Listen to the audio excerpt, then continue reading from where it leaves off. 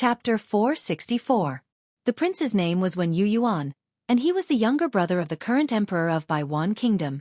Ordinary members of the royal family might not know the secrets of the royal family, but how could he, one of the top figures of the royal family, not know the history of the Wen family? It was precisely because of this that he was shocked. The hidden old ancestor was a peerless expert with mysterious means. It was because of his fame that the Wen family had established its current status in Baiwan Kingdom. Who was Mr. Nongzhu? He was one of the few friends of the old ancestor. It was said that he was also a peerless expert with mysterious means. There was also a legend that Mr. Nongzhu was the old ancestor's benefactor. This matter involved the old ancestor's romantic past, and it was strictly forbidden to spread within the royal family. When Yuan glanced at the still-crying scholar and swept his eyes over the people on the left and right sides of the hall. These people were the relatives of the royal family and some meritorious officials who came with the team. He waved his hand at them and said, "You can leave for now." The group of people saluted and left the hall. However, there was a young man who looked similar to the prince who did not leave. He was hesitant and seemed to have something to say. This person was the prince's second son, Wen Chongqing. Wen Yuan frowned slightly and said, "Chongqing, do you have something else?" Wen Chongqing said respectfully, "Father, I want to stay and listen to what is going on. I want to see if I can help you." How dare he disobey his father's order? Wen Yuan raised his eyebrows and swallowed the reprimand that was at the tip of his tongue. This youngest son was born of a concubine. Because he was born of a concubine, it was not his turn to inherit the throne. That was why there was this trip to Dian Kingdom. Baiwan Kingdom had a cruel rule for the royal family. Because Baiwan Kingdom's territory was not very large, in order to suppress the spread of royal family members, each royal family could only have one descendant to inherit the title. Once the others were married, they would be demoted to commoners. Normally, even if these people were demoted to commoners, they would still have a background. But unfortunately, because of that cruel rule, no one wanted to give up on the inheritance of the title, and the internal strife between the brothers continued unabated. Imagine, after someone inherited the title and gained power, how could he let go of his former enemies? Therefore, many people who lost the right to inherit had a very bleak ending. No one dared to change the iron law set by the ancestors. It was precisely because Wen Yuan did not want to see the situation of his two sons killing each other that he had allowed the dignified prince to run for the emperor's son-in-law. He hoped that he would be able to protect both his wealth and his life. This was also a last resort. Most of the people in the hall had come for this reason. Wen Yuan wanted to reject his son's request, but he couldn't bear to say it out loud. Wen Bai, who was at the side, knew that it was hard for him to say. He glanced at Wen Chongqing and said with a faint smile, "Your Highness, after all, the literati already know about it. It's fine even if Chongqing knows about it. I believe that Chongqing will not spread it." Although his surname was Wen, he had been adopted by the Wen family since he was young because of his talent for cultivation. He was not a true blood relative of the Wen family, but he was one of the protectors of the Wen family. Wen Chongqing, who had his head slightly lowered, had a calm expression on his face. His fists, which were hidden in his sleeves, were tightly clenched. His nails had already sunk deep into his flesh. Just because he was born of a concubine and not a legitimate son, he wasn't even given a chance to be filial? "Father, aren't you a little too ruthless?" Wen Yuan's gaze swept past his son, and he did not look at him directly. He asked Wen Bai, "What is going on? Mr. Nongzhu is a mysterious person. How did you offend him? Brother Wen Bai, can you really confirm that he is Mr. Nongzhu?" When the words Mr. Nongzhu came out, Wen Chongqing's eyebrows twitched involuntarily. Others might think that he did not know who Mr. Nongzhu was, but he had unintentionally heard of this person. He was a person with great magical power. No wonder even the princess had to suffer. The princess insisted on going out to experience the customs of the Daong Kingdom, so she picked a relatively clean inn and prepared to stay. Who knew that the inn had already been booked by Mr. Nongzhu? Wen Bai immediately roughly explained what had happened. Because Wen Chongqing was present, he decided to leave the details to the prince alone. Unexpectedly, the tearful literati wiped his tears and said, "Uncle, who is that person? He could tell that we are the royal family of the Baiwan Kingdom, but he actually dared to force Qing'er to kneel and admit her mistake. Also, who in the royal family is Wen Lanfeng? Why have I never heard of him?"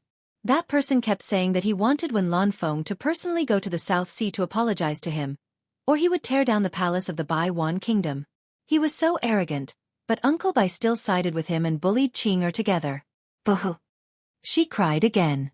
Her tone seemed to be complaining, but the listener was listening attentively. Wen Bai smiled bitterly. He originally wanted to leave these words to Wen Yuyuan, but who knew that she would spill it all out? Wen Yuyuan's scalp tingled.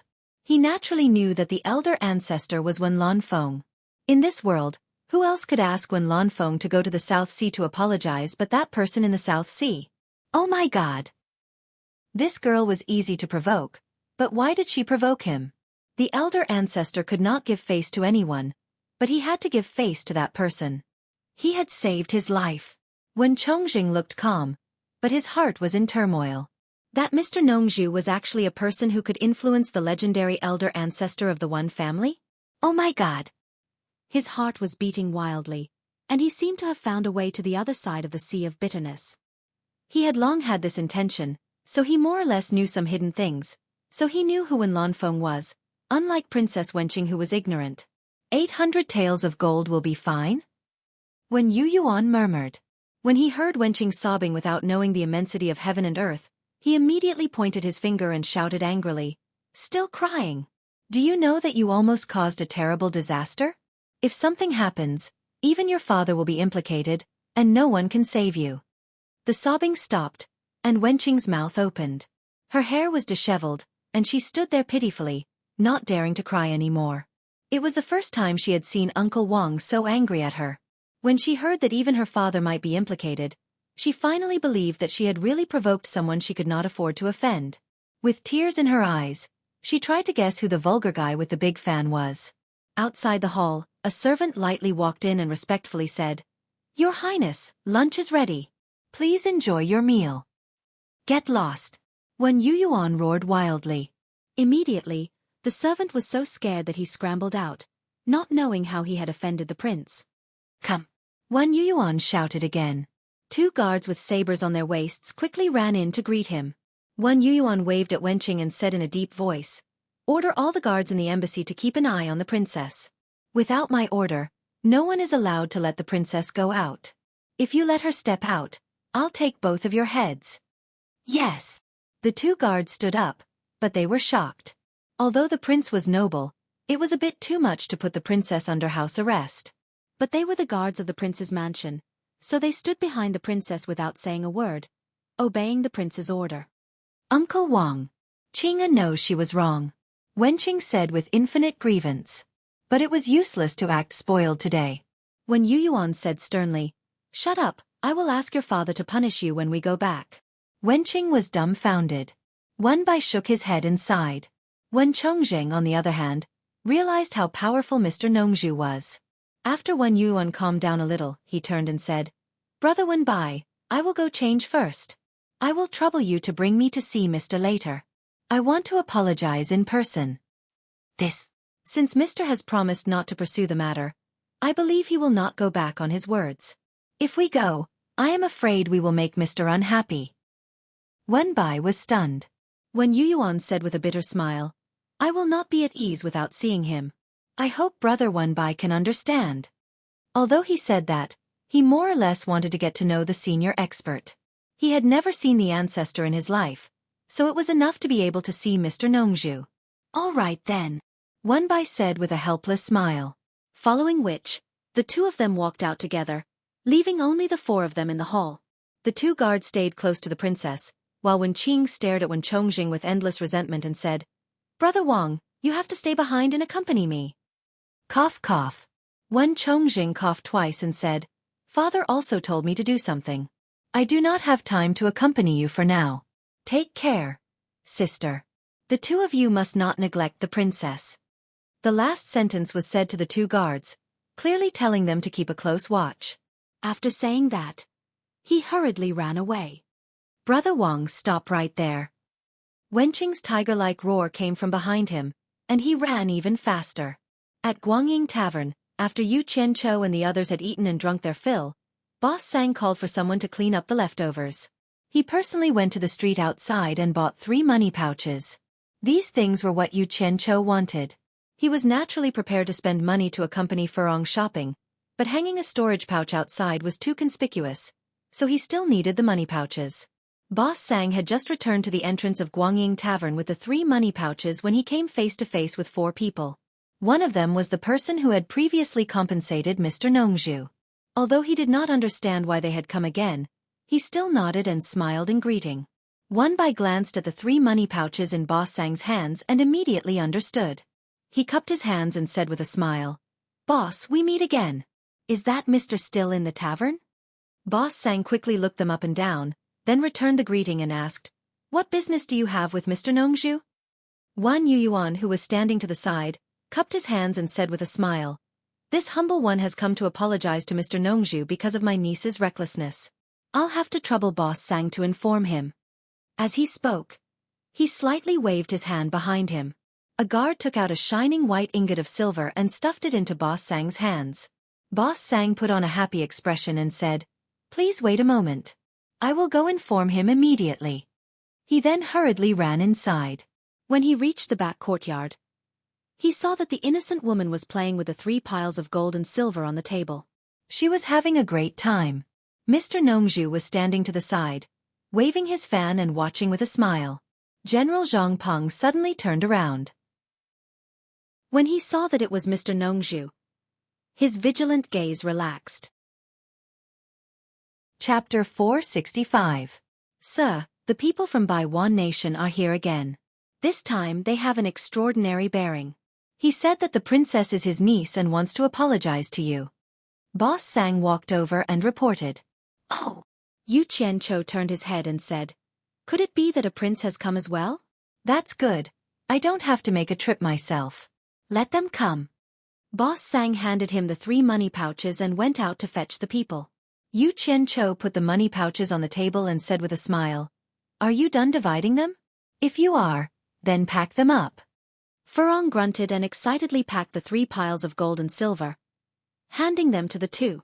Zhang Peng cupped his hands and said, "Thank you, mistress." Seeing that the 2 had hung the money pouches on their waists, Furong imitated them. Outside Guangying Inn, as a powerful prince of Baiwan Nation, this was the first time when Yu Yuan was summoned outside a small inn. After a while, Boss Sang came out and cupped his hands at them. "Sir is inside, please follow me." When Yu Yuan cupped his hands in thanks and the 4 followed him in. When he arrived at the entrance of the courtyard, when Yu Yuan couldn't help but feel nervous. The person he wanted to see was not someone from the secular circle at all, but an immortal-like figure that was above the secular world. He wouldn't put him, a king, in his eyes at all. To put it bluntly, if he was not related to the ancestor Wen Lanfeng, the other party would not even bother to pay attention to him. This time, he would not rashly barge in. Although he did not bring many guards, he still waved 2 guards to stand outside. As soon as he entered, his eyes fell on the young man who was calmly waving a large fan in the middle. The woman was naturally not Sir Nongzhu. That big man with eyes all over his body was even more unlikely to be a living immortal. Although he was nervous, he could not help but praise him. As expected of an earth immortal, someone who was estimated to be more than 1,000 years old was still so young. He walked quickly and bowed deeply, saying respectfully, "Baiwan Nations when Yuan pays his respects to Sir." He did not dare to call himself this prince. Wenbai also bowed. Boss Sang stopped at the courtyard entrance and did not follow in to disturb them. "There is no need for such formalities. Say it. Why are you looking for me?" Yu Qianqiu asked. He still had to put on the airs of an expert. When Yuan did not dare to raise his head as he said, "Junior's niece is a scholar." She did not know that she had offended Mr. After Junior learned of this, I was truly terrified and came over to apologize. "Enough." Yu Qianqiu snorted coldly. "Just for this? Didn't I say that I would let bygones be bygones? Do I have to reply again? You don't take my words seriously?" He glanced at Wenbai indifferently. A ghastly and terrifying aura instantly enveloped the 2 of them. This kind of aura that brought them to the brink of despair was something the 2 of them had never experienced in their lives. Then, a faint bone-piercing chill touched their bodies, causing them to feel as though their bodies were about to be frozen stiff. Their upper teeth were chattering as they shivered. When Yu Yuan wanted to open his mouth to explain, but he found it difficult to even speak. He glanced at Wanbai out of the corner of his eye and was even more shocked. He naturally knew that Wanbai was a cultivator, but Wanbai's entire body was on the verge of collapse, as though he could collapse to the ground at any moment. It was obvious that the pain he was enduring was even greater than his own. He was immediately scared out of his wits. He thought to himself, "My life is over. If I had known earlier, I wouldn't have come here." In fact, Wanbai had already entered a semi-conscious state. One must know that the power of the netherworld ghost flame was something that even Ze, who was in the late stages of crossing tribulation, could not withstand, let alone an early-stage nascent soul like him. Yu Qianqiu knew that words were useless. If he wanted to convince the other party that he was Mr. Nongzhu, he had to show off his power. When Yu Yuan did have a trace of doubt just now. Was this young man really that Mr. Nongzhu? Although this thought only flashed by, he was now sure of it without a doubt. This kind of coercion was not something that could be achieved with aura, but with a divine ability. Although the power of the netherworld ghost flame only affected the two people in front of him, Furong and Zhongpeng were sensitive enough to capture a little bit of horror. Coupled with the two people's dying expressions, they immediately understood that it was Yu Qianqiu showing his might. "I'll give Wen Lanfeng face this time.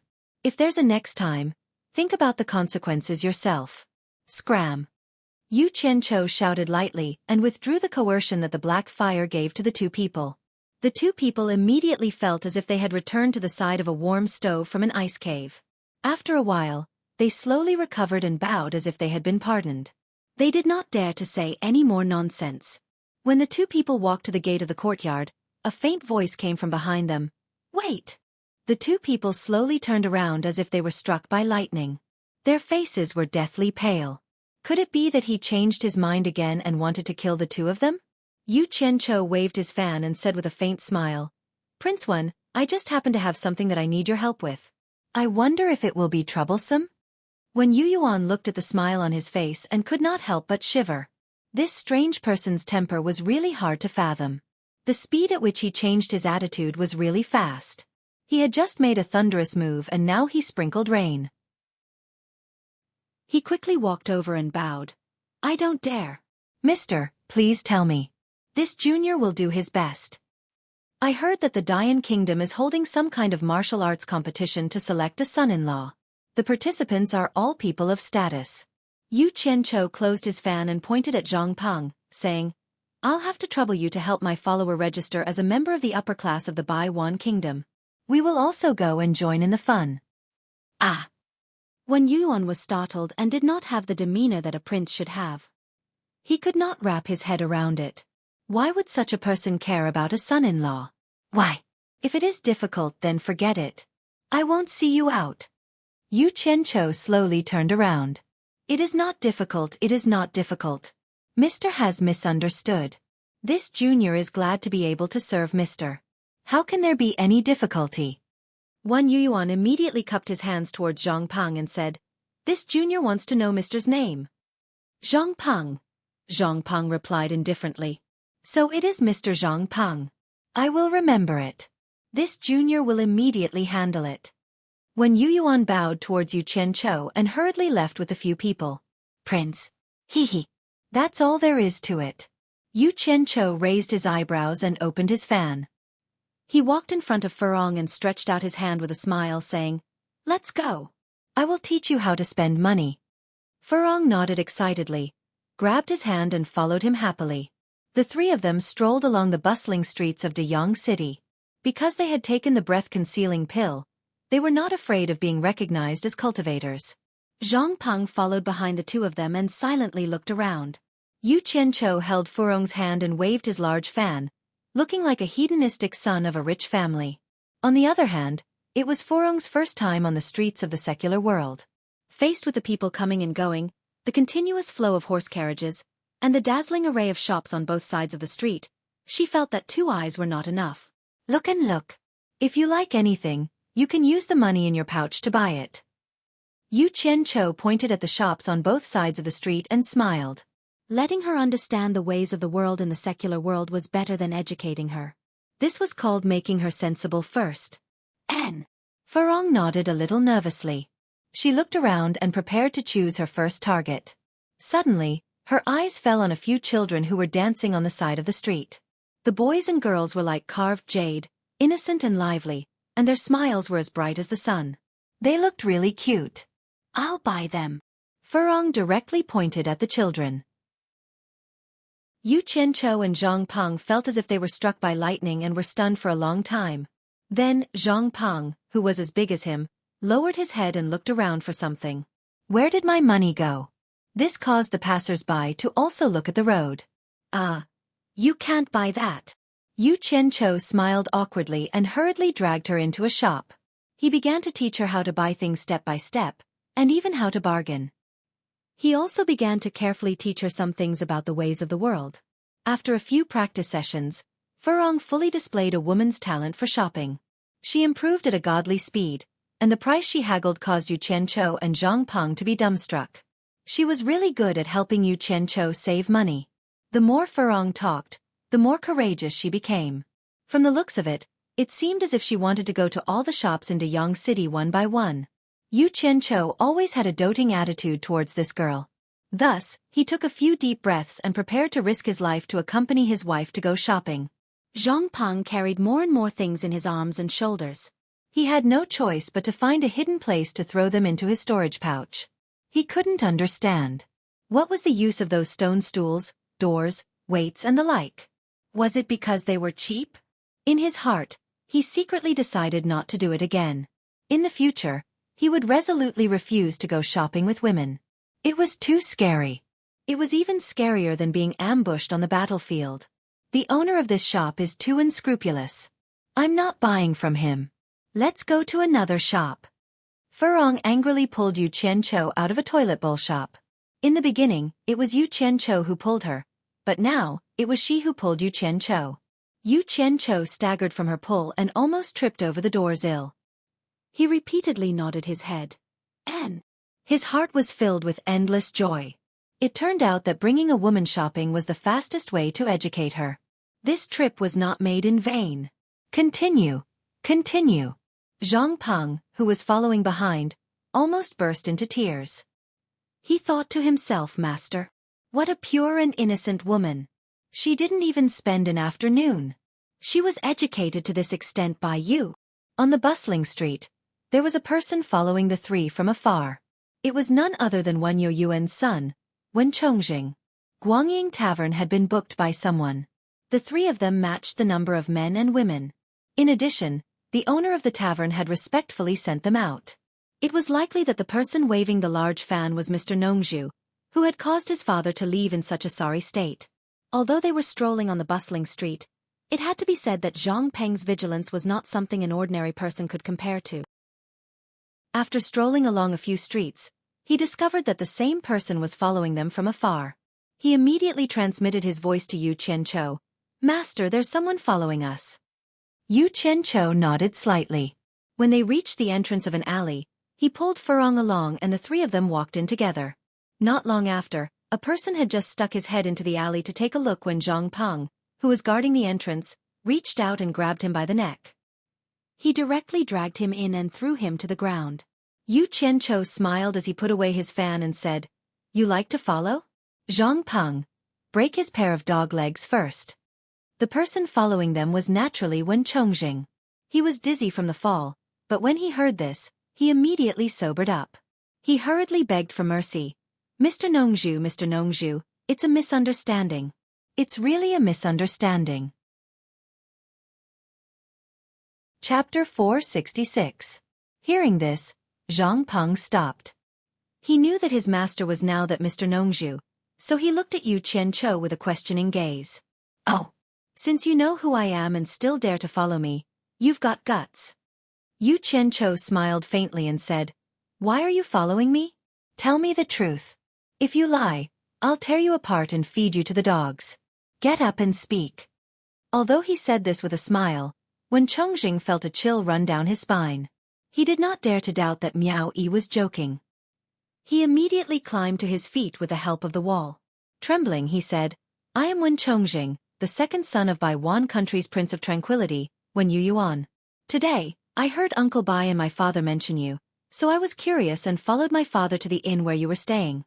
When I saw you come out, I couldn't help but follow you. Couldn't help but follow me? Yu Qianqiu laughed mockingly. He narrowed his eyes as he recalled some of the matters regarding Bai Wan country recorded in the Jade Archive, especially the rule that the royal family could only have one heir. He already had some guesses in his heart. He tapped his fan on his palm and said, "A prince who's about to be demoted to a commoner dares to play tricks in front of me.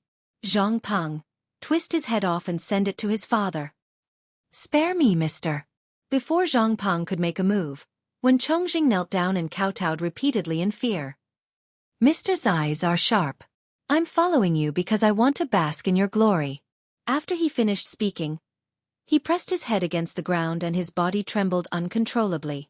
The feeling of his life hanging by a thread made him regret coming. Yu Qianqiu waved his fan and signaled for Zhang Peng to stop. He said in a seemingly unintentional manner, "Bask in my glory? Do you want to inherit the prince's title, or become the emperor of Bai Wan country?" These words hit the kneeling man's weak spot. Wen Chongjing suddenly raised his head as if he had been injected with adrenaline. He was no longer afraid. He came to look for Yu Qianqiu because he knew Mr. Nongzhu's influence in Bai Wan country. Originally, he wanted to ask Yu Qianqiu to put in a good word for him. Presumably, his father would not dare to offend Mr. Nongzhu, so the right to inherit the throne would basically fall on him. Who knew? Who knew that Mr. Nongzhu would say the word emperor so casually? Judging from his tone, it was not a big deal to give him the throne. Wen Chongjing's blood immediately boiled, and he forcefully suppressed the surprise in his heart. He cupped his fists and said respectfully, "I don't dare to be picky, and I'm willing to follow Mister's arrangement." Humph. He wasn't stupid and knew that going too far was as bad as not going far enough. Yu Qianqiu opened his golden folding fan and admired the large group of rich and noble peonies on it. He said leisurely, "Why should I help you arrange it? What benefits do I get?" At the side, Zhang Peng's eyes slightly drooped. Master was indeed master. Whatever he casually used was a trick. It was worth learning. Wen Chongjing's spirit was lifted. He was afraid that the other party wouldn't help him. Since the other party had stated the conditions, it would be easy. He immediately said with a solemn expression, "Thunder and rain are all bestowed upon me by Mister. As long as I have the slightest bit of success in the future, as long as Mister gives the order, I will be the first to act according to my abilities." The meaning hidden in his words was very simple. If you can make me your highness, you can make me do anything you want within your authority as a king. If you let me become the emperor, then I can do anything within the emperor's authority. Wen Songjing. What a good name. As expected, you're made for politics. Yu Qianqiu smiled faintly. Ah. Wen Chongjing smiled awkwardly and said, "Mister has misunderstood. Chongjing is the Chongjing of respect for the seniors. It is the Chongjing of being upright like the seniors. It is not a political career." Damn it! What a talent for bootlicking. Able to bow and submit, willing to do anything for the sake of the throne. He's even more ruthless than me. Yu Qianqiu sized up this fellow. He had a dignified appearance, but there was a hint of malice hidden in his expression. As expected, he had the appearance of an ambitious and ruthless character. Get up. How can a future emperor always kneel before others? Yu Qianqiu's tone became much gentler. Zhang Peng's eyes darted around. Master was really awesome. He casually promised someone else to be the emperor. Who knew when he would fulfill his promise? Wen Chongjing's spirit was lifted. He stood up and said, "No matter what I become, I will never dare to be arrogant in front of Mister." "All right. Don't be so mushy. Don't follow me anymore." Yu Qianqiu held his fan and patted his shoulder. He said, "I've taken your matter to heart. Go back. I'll look for you if there's anything." "It's fine. This junior has practiced martial arts since young. I can carry and carry. I can also accompany Mister to shop." When Chongjing flattered, he subconsciously glanced at Zhang Peng from the corner of his eyes. It was obvious that he had followed Zhang Peng all the way here. Zhang Peng immediately gave him a look of approval. Shopping really wasn't something a man should do. This brat is not bad. HM? Yu Qianqiu's face turned cold. He snorted coldly. It seemed to be saying, "You dare to not listen to me?" A chill that could take one's soul away came pressing down. Wen Chongjing couldn't help but shiver. He hurriedly bowed and said, "This junior knows his mistake. This junior will take his leave." He turned around and quickly walked out of the alley. The three of them slowly walked out, and Hibiscus continued her passionate shopping spree. Along the way, they could feel that the entire Deyang city was brimming with a festive atmosphere. From the mouths of the commoners on the road, they heard the most about the emperor's beloved daughter, the third princess Zhao Chenxiong's competition to choose her son-in-law. From time to time, they could see the nobles from various countries strolling around the streets. They wantonly spent money in the shops that caught their eye. The happiest ones were the business owners. Who wouldn't be happy when their business was booming? The three of them smelled a tempting fragrance of meat on the street. They saw a tall and sturdy man selling lamb chops on the street. Yu Qianqiu waved his hand. The three of them walked over and prepared to open their fast. On the fiery red charcoal stove, the golden and tender lamb chops were roasted. The fat from the roasting dripped into the charcoal fire, causing some ashes to rise. The boss ordered the ingredients and quickly smeared them on a row of barbecued skewers. His skillful movements attracted many customers. The three of them mingled with the crowd and became customers on the side of the road. Furong wandered around in this vast sea of people for a long time. She was no longer afraid of strangers. She mixed in with the crowd and chewed on the lamb chops without the slightest scruple. Yu Qianqiu spent most of his time on her. Seeing that she ate until her mouth was covered with grease, he would occasionally take out a piece of cloth to wipe her face. Furong would always smile foolishly in response, causing Yu Qianqiu's heart to soften. The passers-by by the side of the road cast strange gazes at the two of them. In this era, men and women were more conservative in public. They had never seen a man be so bold on the streets. While the man looked at her in disdain, the women who had shown themselves looked at Furong enviously. In everyone's eyes, Yu Qianqiu was extraordinarily handsome, while Furong looked ordinary. However, it was this ordinary-looking woman who had won the favor of such an outstanding man. It made people feel that it was illogical. Therefore, many people guessed that the man must be living off a woman. Although the woman was not good-looking, she must have a family background. Zhang Peng was speechless when he saw how affectionate the two of them were. The leader of Utopia, an influential figure in the cultivation world, actually had such a side to him. Actually, he had always had a question. Utopia's Chu Ping-er was the first woman he knew. Now that he had another mistress, he wondered if there were any other mistresses. If there were, which one was older and which one was younger? The stall owner of the roasted lamb chops had long noticed the three people beside him. He waited for the business to slow down a little and not so busy. He suddenly picked up 3 skewers of lamb chop and handed them to the three of them, causing them to look at each other in dismay. "Eat. It's free. I'll give it to you for free." The burly man laughed heartily and said, "I can tell that the young master is a good person. This madam is also a blessed person. This big brother is also an honest person." He had been observing people for a long time in the marketplace. The way Yu Qianqiu looked at Furong did not have any hint of hypocrisy. It was not what others thought. Furong's eyes were clean and pure. It was not something that could be faked. While Zhang Peng was eating, he would constantly observe the surroundings, intentionally or unintentionally separating the two of them from the others. Clearly, he was a guard who was very responsible. Therefore he came to this conclusion. Yu Qianqiu did not think much of what he said, but he was very happy when he praised Furong. He nodded in approval and said, "Boss, you indeed have good taste. My madam is naturally the most blessed person in the world." "Well said. You should be rewarded." He took out a huge ingot of glistening yellow gold and stuffed it into the boss's hand. The boss was dumbfounded. How long did he have to set up his stall to earn such a huge lump of gold? He immediately waved his hands and said, "I can't accept it, I can't accept it." Zhang Peng snorted coldly and said, "My master said you can accept it, so you can accept it. If you continue being long-winded, I'll smash your stall." Yu Qianqiu smiled and nodded in tacit agreement. The customers in front of the stall looked at each other in dismay. This was the first time they saw someone forcing someone to accept money. The boss embarrassedly put away the ingot of gold and said with an awkward smile, "Young master is a noble person, then I won't be polite with you.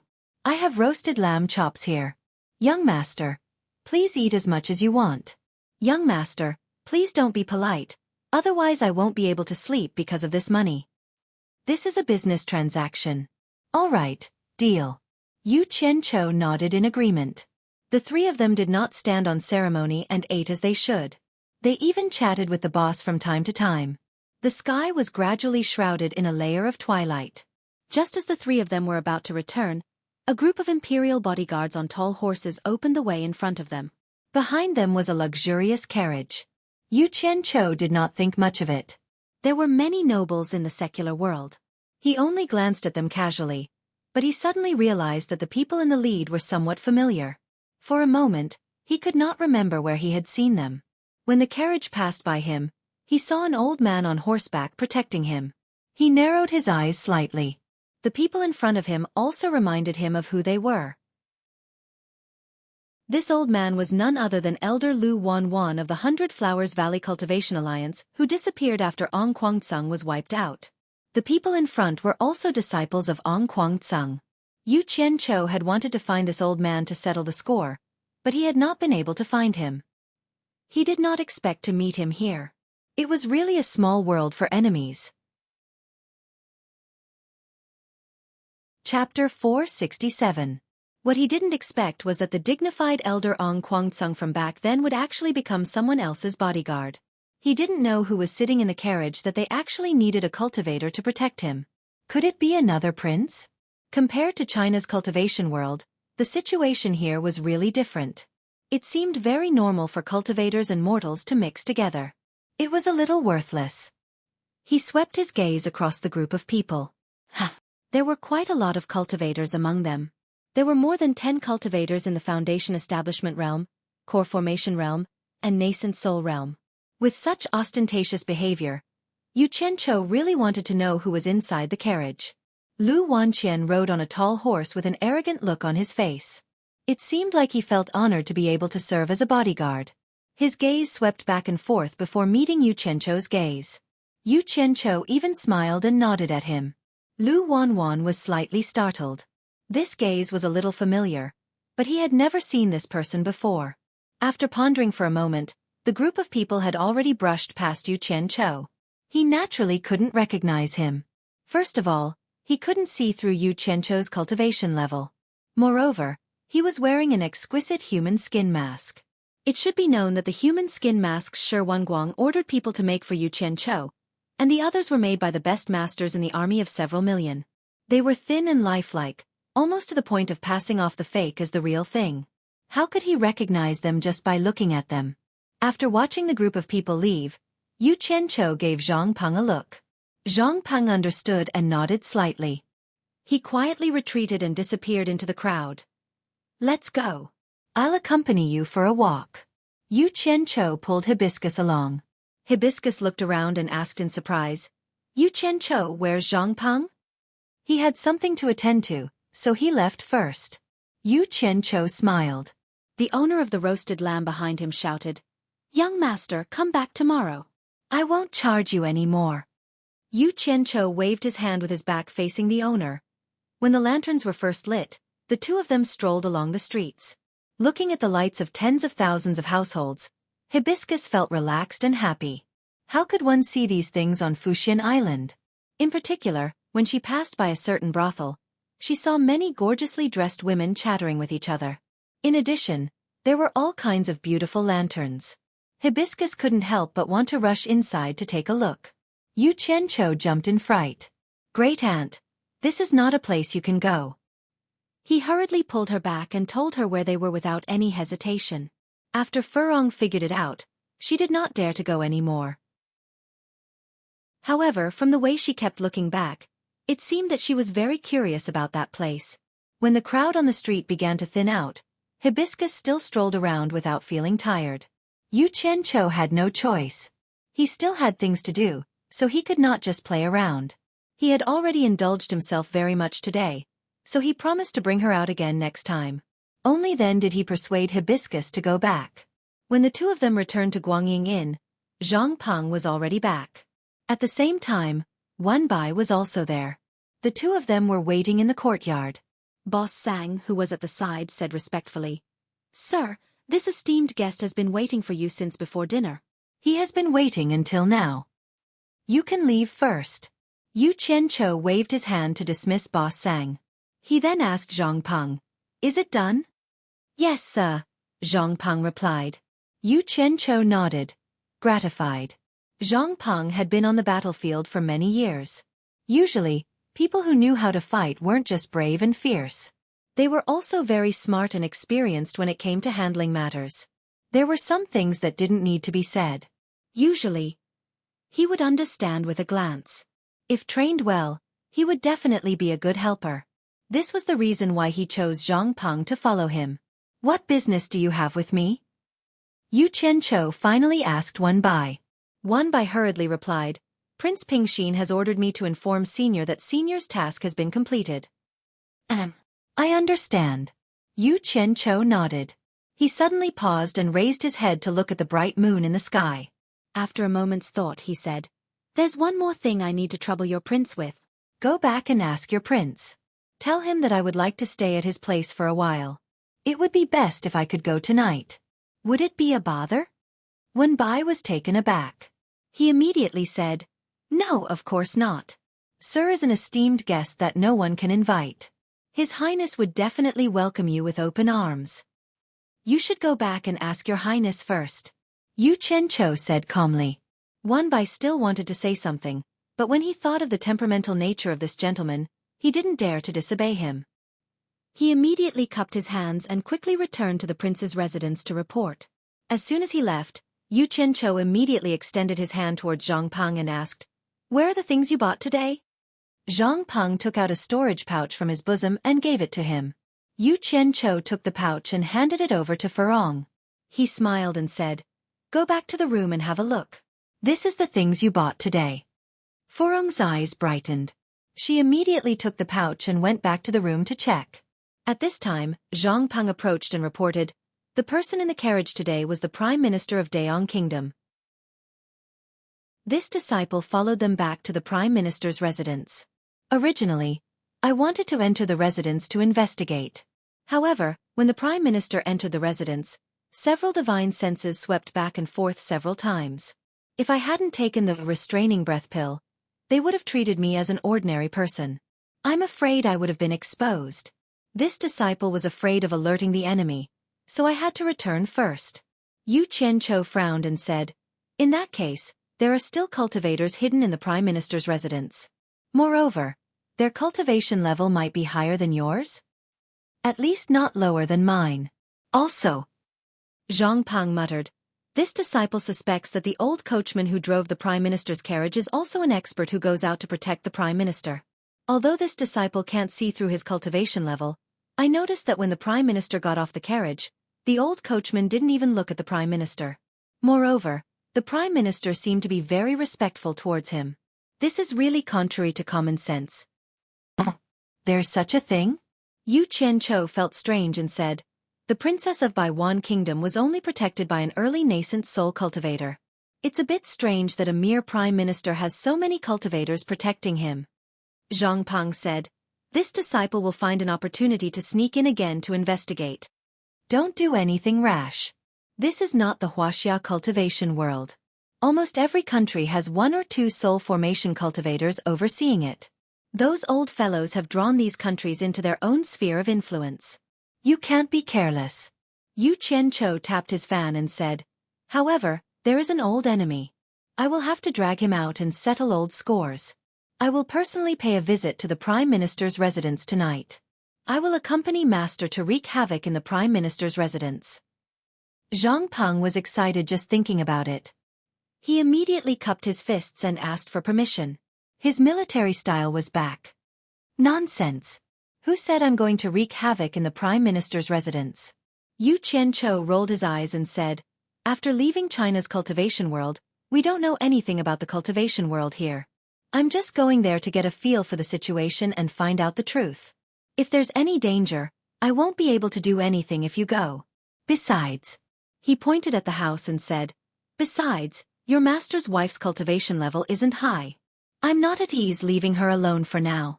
You'll have to work hard and help me look after her." "Understood." Zhang Peng said this with some reluctance. Speaking of which, back in Utopia, he had practically been training in actual combat every day. For someone like him who loved fighting, it was truly a joy to fight. During this period of time, he had been playing and eating every day. He was so bored that he felt like birds were going to fly out of his mouth. It was truly boring. He really wanted to say, "Why do you always have a woman by your side? Why don't you just throw her into utopia?" However, when he thought about the scene of the two masters' wives meeting, he couldn't help but worry for his master. No wonder he never returned home. The two of them continued to discuss some matters.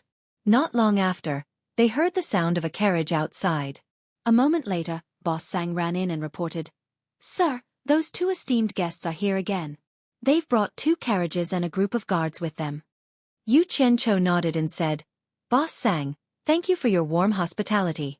I will be leaving tonight, so you can open your tavern as usual. Otherwise, your secret will be exposed sooner or later. I'll be taking my leave now." With that said, he cupped his hands. Boss Sang hurriedly returned the greeting. "Sir, you're worrying too much. The Grand General has already ordered that as long as you need it, you can do it at all costs. A mere tavern really isn't much. I appreciate your and your general's good intentions. I still have matters to attend to, so I can't delay any longer. Let's just leave it at that," Yu Qianqiu said with a smile. "Sir, your matters are important, so I dare not disturb you. I'll have the people outside wait for a moment." Boss Sang tactfully retreated. Yu Qianqiu entered the room and had Furong pack up. When the 3 of them walked out of the tavern, they discovered that Wen Yuyuan had personally come to welcome them with Wan by accompanying him. The 2 respectfully invited the 3 of them to board the carriage. After Yu Qianqiu and Furong boarded the carriage, they heard Wen Yuyuan repeatedly asking Zhang Peng to board the carriage as well, but Zhang Peng was more than happy to ride a horse. Thus, sitting in the carriage, he directly said, "Your Highness, don't make it too eye-catching. Let Zhang Peng ride." The argument outside immediately stopped, and the prince had no choice but to board the other 2 carriages. The group of carriages began to move. Zhang Peng nimbly mounted the horse and lifted the reins to accompany his master's carriage. This was the first time Furong had sat in such a slow fellow. From time to time, she would poke her head out to look. Yu Qianqiu smiled faintly and instructed Wenbai to go back and report. He knew that the other side would come to pick them up. His main purpose was to let this lass have a taste of riding in the carriage. Perhaps in the future, she would not always have the leisure to do so. When they arrived outside the Bai Wan nation's embassy, they discovered that the entrance was already wide open to welcome the 3 of them. Yu Qianqiu did not want to stay outside and be conspicuous, so he immediately walked in. Many of the Bai Wan nation's royal relatives and nobles did not know who these people were. Unexpectedly, Their Highness had to personally welcome them in the middle of the night. Although they were confused, it was not appropriate for them to ask too much. They all greeted the 3 people who walked over. The 2 people in the lead were the hipster and Wen Chongjing. The hipster had already reverted to her female clothes. That rich and noble aura of a princess, coupled with her extraordinary appearance, was indeed superior to everyone else. Yu Qianqiu stopped slightly and said to her, "You are clearly a beautiful woman, but you dress up as a man and act like a lunatic. Do you have nothing better to do?" The hipster doesn't dare. The dignified princess lowered her arrogant head. Everyone was shocked. Who was this person? He actually dared to reprimand the princess in public, and this unruly princess actually obediently admitted her mistake? Yu Qianqiu turned around and pointed the fan in his hand at Wen Chongjing. He asked, "Your Highness, who is this person?" Wen Yuyuan hurriedly replied, "This is this little prince's second son, Wen Chongjing." "What's wrong, sir? Is there a problem?" Yu Qianqiu nodded slightly and said, "His appearance is very good. He will definitely be an outstanding person in the future." After he finished speaking, he directly walked towards the main hall.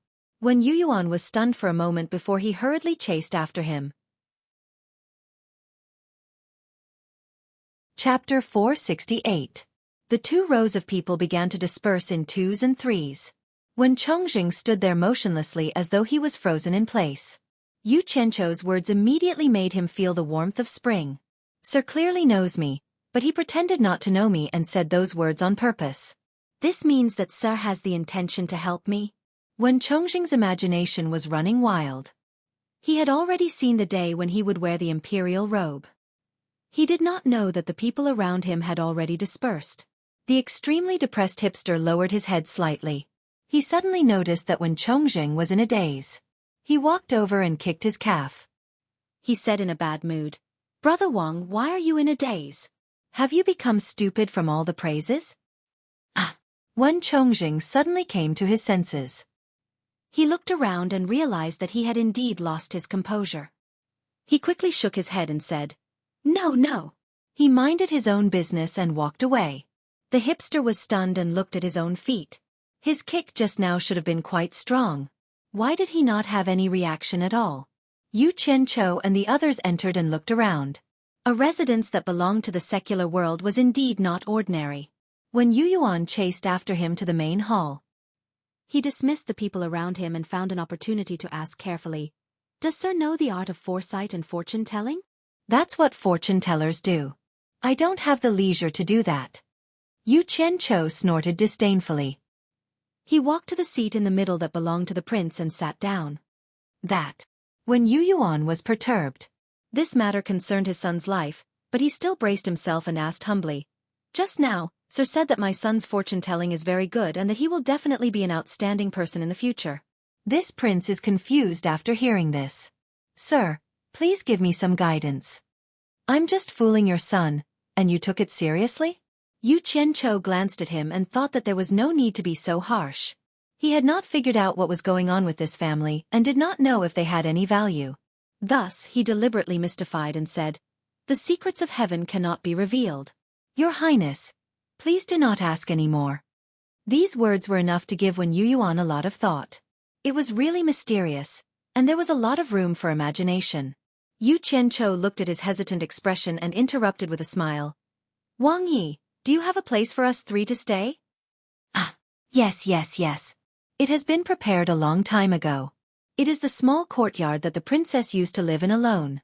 It is very quiet." Wan Yuyuan came back to his senses and said, "The place he arranged for Yu Qianqiu and the others was the best place in the whole embassy. Originally, it belonged to the princess, but now that Mr. Nongzhu was here, the best place naturally belonged to Mr. Nongzhu. Therefore, the princess had to be wronged." After that, when Yu Yuan personally brought the three of them to the elegant and tranquil courtyard. There were a few maids in the courtyard to welcome them. The interior was already brightly lit. Yu Qianqiu suddenly stopped in the middle of the courtyard. Everyone stopped at the same time. No one knew what he was thinking. Since this is the place where the princess lives, how can we occupy it?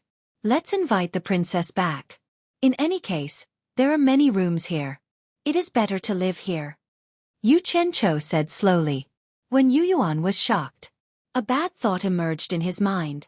Could it be that he wanted the princess to sleep with him? He couldn't help but stutter. "Teacher, there is no need. Niece Wang is used to being unruly since young. I am really afraid to disturb teacher." "Don't worry too much. She is unruly. I have my own ways to deal with her." Yu Qianqiu looked at Furong and said, "I will be going out later. I am afraid that my wife will be lonely here. Why don't we call the princess over to accompany her? I can be at ease then." Hearing that he was going out, Furong immediately begged, "I will go too." "Be obedient," Yu Qianqiu said softly. Furong was a little unhappy as she fiddled with the belt of her skirt. So that was the case. Wan Yuyuan was greatly relieved when he heard this. He nodded repeatedly and said, "It is the princess' fortune that the princess can accompany the madam." He then turned around and ordered the maids, "Quickly go and invite the princess over." Not long after, Wen Qing's beautiful hair was not combed and was a little messy. She was surprised and bewildered as she was brought over. On this day, she realized that ever since she met this Mr. Nongzhu, she was extremely unlucky. She was a dignified princess, but she was bossed around everywhere. She did not even have a place to complain. Not to mention that her good nest was occupied by someone else. She had a belly full of anger. She had just slept for a short while and was pulled up again. This was not a big deal. The key was that she had to meet this Mr. Nongzhu again. She was really scared. "Greetings to teacher," Wen Qing said with fear. When Yuan looked over and a trace of pity appeared in his heart. The dignified princess was scared like a little chick. If she had known this would happen, Why did she come to Daeong Kingdom to join in the fun? He tried to slow down his voice as much as possible. Ching-er, from today onwards, you will accompany the madam and serve her well. You must not be willful. Ching-er understands. Scholar stood timidly by Furong's side, saluted and said, Madam. By the time she finished speaking, tears had already started to flow into her stomach, but she did not dare to let them flow out. As the princess of Baiwan Kingdom, she had always been served by others. In just a day, she had become a servant who served others. Since the princess is here, get rid of all the other servants. Leave no one behind. Zhang Pang. Yu Qianqiu looked back with a sharp gaze and shouted, No one is allowed to enter. Protect the madam and the princess. If anyone dares to enter this place, kill them no matter who they are. Yes.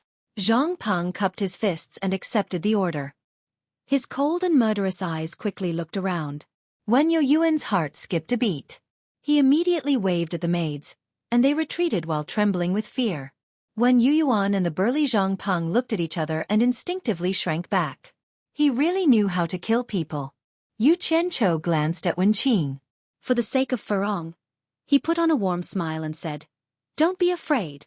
If you accompany the madam well during this period of time, I guarantee that you will receive great benefits. Wen Yuan's eyes lit up. He knew that an expert like Mr. Nongzhu would not easily open his mouth. Once he opened his mouth, the rewards would definitely be unimaginable to mortals. When Yu Qianqiu saw the skeptical expression on Wen Qing's face, he could not help but laugh heartily and said, You little girl, do you think that my words would be false? I can tell you that if you can make the madam happy, I can help you stay young forever and preserve your beauty forever. What do you think of this condition? In order to make his lover and family happy, he was willing to pay any price. He could even treat treasures as trash. Hiss. Wan Yuan's body trembled when he heard this, and he let out a breath of cold air. Heavens! Stay young forever and preserve one's beauty forever. To mortals, these words were like the magic of immortals. They were priceless. Not to mention a woman, even a man like him was tempted. When Yuan took a look at Yu Qianqiu's appearance and thought to himself, This Mr. Nongzhu is rumored to be more than 1,000 years old, but he still looks so young. He must know how to preserve one's youth. What he said must be true. Stay young forever and preserve one's beauty forever. This sentence was too tempting to women, even if she was a princess. Wen Qing's trembling eyes suddenly became lively. She gathered her courage and asked weakly, Is what Mr. said true? How rude! Wan Yuan shouted, Mr. is a god. Why would he lie to a little girl like you? Hurry up and thank Mr. Yu Qianqiu waved his hand at Wen Qing, who was about to thank him, and said, Don't thank me first. As long as you can do it, I will naturally be able to do it. I will never go back on my words. You can rest assured about this. Whether it was true or not, he had to try it first. Wen Qing did not say anything else. With a whoosh, she hugged Furong's arm and said flatteringly, Madam, let me help you in to rest. The few of them were all stunned. This girl was also a person who would not get up early without benefits. She changed her face really quickly. Yu Qianqiu's expression twitched. When he came back to his senses, he reminded Zhang Peng again, Zhang Peng, be careful. After saying that, he silently disappeared into thin air in front of everyone. He had revealed this move in front of everyone to intimidate some people and prevent any mishaps from happening. Zhang Peng and Furong did not feel anything, but when Yuan and Wen Qing were stunned. They finally saw how powerful Mr. Nongzhu was. He was indeed not an ordinary person. When Yu Qianqiu reappeared, he appeared in the alley where he went shopping during the day. He walked out and looked at the withered street. He gently opened the fan with a large group of rich and noble peonies painted on it and gently waved it. He took a step forward and swayed with each step. He was like a guest who had just come out from a brothel. After fooling around, he went home satisfied. This place was not like China. Before figuring out the situation, he did not dare to fly around. The best way to conceal his identity was to be an ordinary person. After spending some time, he found the house that Zhang Peng had pointed out. This was a very large house. The area it occupied was not small. From the outside, he could see the tall pavilions and pavilions inside. There were colorful lights hanging everywhere. It was already midnight, but he could still hear the sound of drums and music coming from inside. Outside the gate, there was an endless stream of high officials and noble people coming and going to pay their respects. This was indeed a noble house. Under the night sky, it was luxurious and ostentatious. Yu Qianqiu circled around twice. He did not dare to act rashly. He hid in a dark corner and pinched his chin, thinking about how to sneak in. If there were really a few experts in the tribulation stage inside, it would be really difficult to sneak in without anyone noticing. In the end, he decided to beat the grass and scare the snake to find out the truth. The small amount of earth fire elements stored in his body diffused out and formed hundreds of small red flying swords. He pointed his finger, and the hundreds of flying swords quietly flew into the night sky. After waiting for a while, seeing that he did not alarm the cultivators inside the house, he used his divine sense to control the flying swords to descend from the sky and shoot them into the big house. Before the flying swords could touch the target, he heard a few shouts coming from inside. "How dare you? Who dares to disturb the Prime Minister's mansion?" Now was the time. Yu Qianqiu used his divine sense. This was the time difference he wanted. He did not want to use the flying swords to hurt anyone. He just wanted to light a small fire to add a little atmosphere to the Prime Minister's mansion. However, this fire seemed to be a little too big. Although the fire formed by the earth fire elements was not as good as the green fire, it was still not something ordinary fire could compare to. Bang, bang, bang. The hundreds of flying swords all exploded into raging flames. The spectacular fiery red color immediately dyed the night sky red. It was estimated that more than half of Deyang City could see it. Chapter 469. The sudden change of events caused the men and women inside the high walls to scream in alarm. It was so lively. There were a few people who were about to shoot up, but they were also forced back down by the sudden explosion of the raging fire. Someone shouted, "Be careful, this fire is evil, the temperature is extremely high." Damn it! This is not considered high, the green fire on my body is high. I will let you guys have a taste of it when there is a chance. Yu Qianqiu hid in a dark corner and observed the situation. Fire! Fire! Quickly put out the fire! The sounds of chaos inside were incessant. The windows of the houses of the officials and commoners around the Prime Minister's mansion were opened one by one. Many men with bare arms looked at the raging fire burning in the sky and covering the entire Prime Minister's mansion.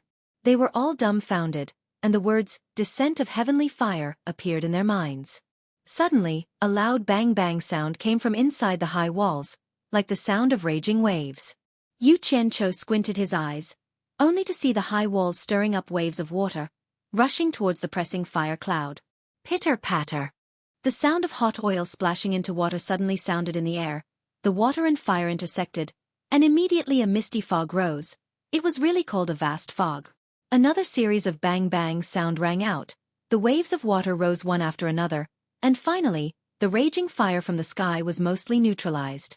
It was obvious that several people had made a move at the same time. Yu Qianqiu was a little depressed. It was really good to be rich. He guessed that there was something like a man-made lake inside, and some experts used the lake water to extinguish the fire, ruining his mood.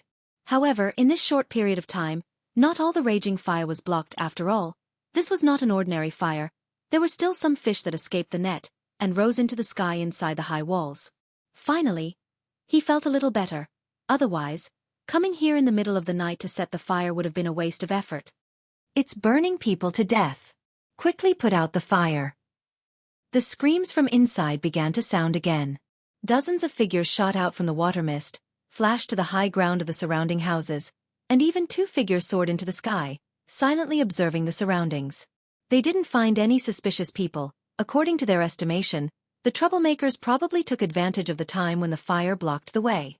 If they really came to seek revenge, they were afraid that they would have already started fighting. At the main gate of the Prime Minister's mansion, a large group of men and women ran out in a panic, looking at the brightly lit mansion with lingering fear. At this time, a large group of soldiers came out of nowhere and rushed into the mansion to put out the fire. After a while, a group of cultivators surrounded an ashen-faced middle-aged man and a few women and children in the middle, escorting them. Soon after, a large group of people rushed over and surrounded them in 3 layers, similarly protecting them. Just as Yu Qianqiu was suspecting that this person was the Prime Minister, he suddenly heard him shout, "Search! Find the person who set the fire." His tone was abnormally furious. The moment he said this, Yu Qianqiu immediately confirmed his identity. However, this prime minister looked to be in his 40s at most. To be able to become a prime minister at such a young age, he must have some background. The cultivators on the high ground were speechless. The person who set the fire must be a cultivator, and he would have already run away. Who would wait to catch him? Moreover, how could he catch him in this sea of people? However, the soldiers were only following orders, and they didn't know much, so they immediately dispersed to search the streets. In the dark, Yu Qianqiu's eyes flashed. He wanted to find Lu Wanwan, who was guarding the prime minister's family with a group of cultivators, and there were dozens of cultivators in the surroundings. It seemed like it was too ideal to rely on one person to steal a chicken. There was no other way. He could only use his backup plan, and use the hard way. A group of searching soldiers rushed to the alleyway where Yu Qianqiu was hiding. He suddenly disappeared, and the soldiers searched him once before leaving. When Yu Qianqiu reappeared, he was already wearing a set of black clothes. In the alley, besides him, there were also 50 masked men in black, standing in 2 rows against the wall. Yu Qianqiu pointed at the surrounded prime minister's family, and made a gesture to end the battle quickly. He originally wanted to settle the score with Lu Wanwan, but since he had mobilized the special forces, he had to earn some appearance fees. This prime minister was protected by so many cultivators, so he decided to tie him up first. The team leader quickly conveyed the order to the team members behind him, and then made an "okay" gesture to Yu Qianqiu. Yu Qianqiu nodded slightly, and the 50 figures quickly rushed out of the alley, and directly rushed towards the prime minister's family, who was surrounded by layers of soldiers. Not good.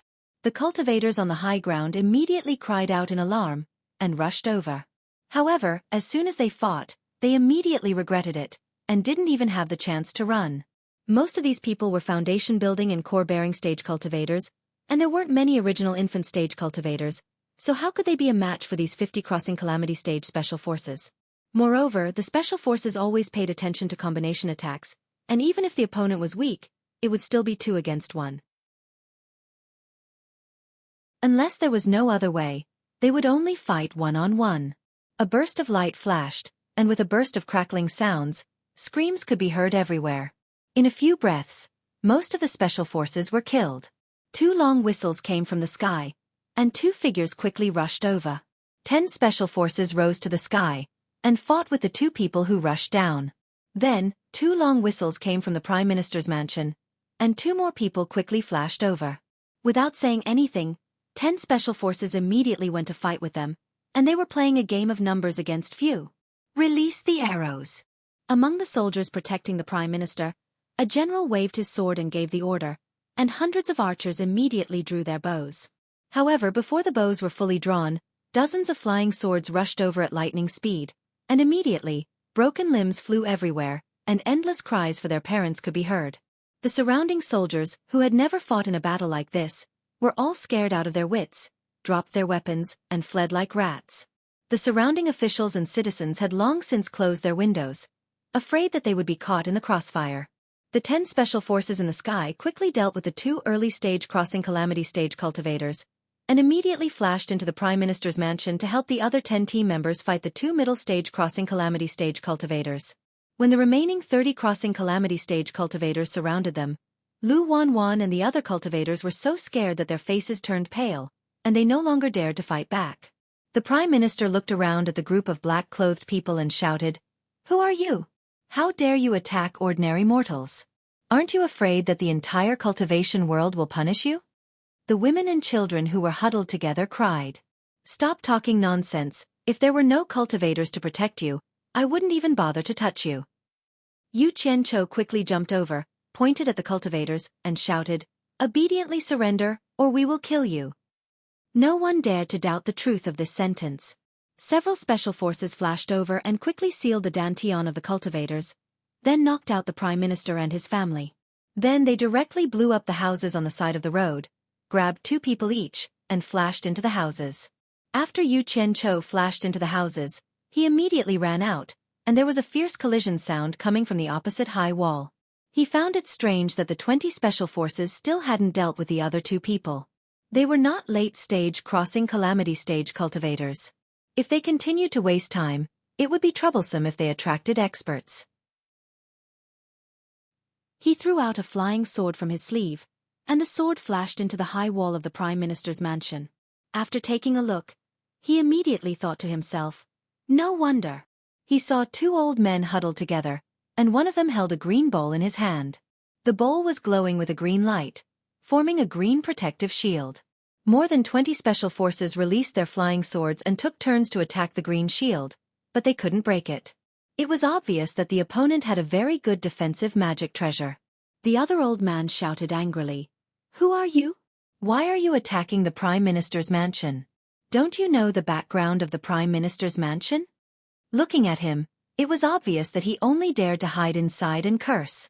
He was probably scared after being beaten by the special forces. "Get out of the way!" Yu Qianqiu flashed over, and the special forces member immediately made way. Yu Qianqiu did not waste time. He waved his sleeves and densely packed black flying swords shot out from his sleeves. The two old men were shocked. They were shocked by Yu Qianqiu controlling so many flying swords at the same time. They only calmed down after looking at the protective shield. The old man with the treasure bowl sneered, "Don't waste your effort, it's just flying swords." Before he could finish, the black flying sword pierced through the green protective star shield. Puff, puff, puff. The two old men's bodies were instantly turned into beehives, and blood flowed freely. The two old men looked at each other in disbelief, and their eyes were filled with sorrow. Ah! Before they died, the two of them let out a sorrowful cry towards the sky, and then fell down with a crash, dying with everlasting regret.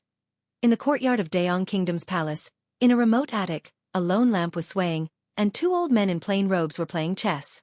On the side, there was an old man who was watching the two of them play. As he watched, he said, "Burning and fighting.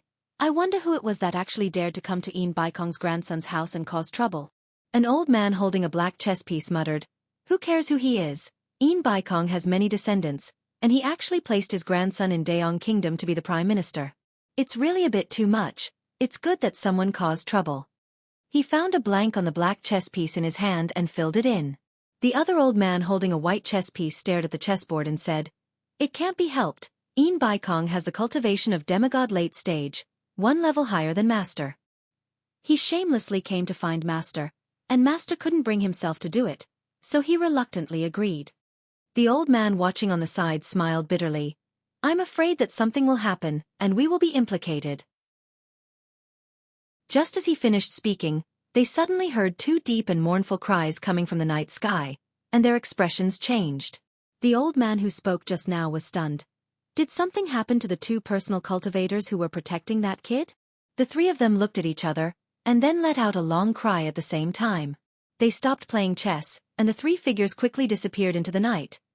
Yu Qianqiu picked up the treasure bowl that had lost its luster on the ground, and just as he threw it into his storage bag, he heard three long cries echoing from afar, and it seemed like they were rushing over at an extremely fast speed. His expression changed slightly, and he immediately waved his hand, saying, "Let's go, it seems like it's a Tribulation late stage master." He led the group of people and quickly flew over the high wall, and went into the hole in the opposite house. Chapter 470. In the blink of an eye, just as Yu Qianqiu's group left, the three old men arrived and quickly circled around to check the situation. The three old men scanned the sky. It was obvious that the fight had ended before they arrived. The entire Prime Minister's mansion was burned into a mess. The mist had yet to disperse and shrouded the sky above the Prime Minister's mansion. The soldiers in the mansion were still fighting the fire. The street outside the mansion was covered with corpses and blood flowed like a river. It was a ghastly sight. The three old men looked at each other. There were cultivators who attacked mortals? However, it was understandable. The Prime Minister was not an ordinary person. Once the guards under him attacked, the people who came to cause trouble would naturally not be merciful in order to achieve their goals. The three old men's gazes finally fell on the two corpses in the mansion. They landed together and saw that the bodies of the two people lying on the ground were pierced with sword holes. The expressions on their faces showed that they had died with grievances. They were injured by flying swords. With so many sword holes, they were obviously besieged by a group of people. This is troublesome. There are so many malicious cultivators in Daong City, and we didn't know about it. I'm afraid Baikong will punish us. One of them said with a bitter expression. The three of them were late-stage tribulation passing cultivators. Their names were Mi Rushan, Mi Ruhai, and Mi Ruchuan. They were the three brothers of Hua Zongming, a spirit-severing expert of Daong Kingdom.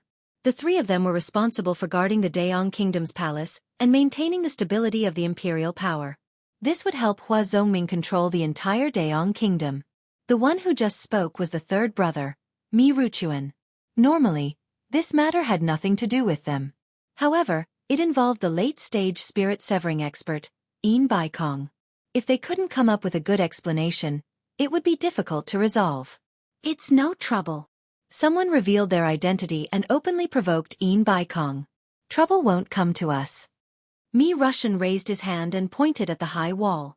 The two followed his finger and saw a small black flag stuck on top of the wall, slightly fluttering in the night wind. Mi Ruhai raised his hand and took the small black flag from the wall.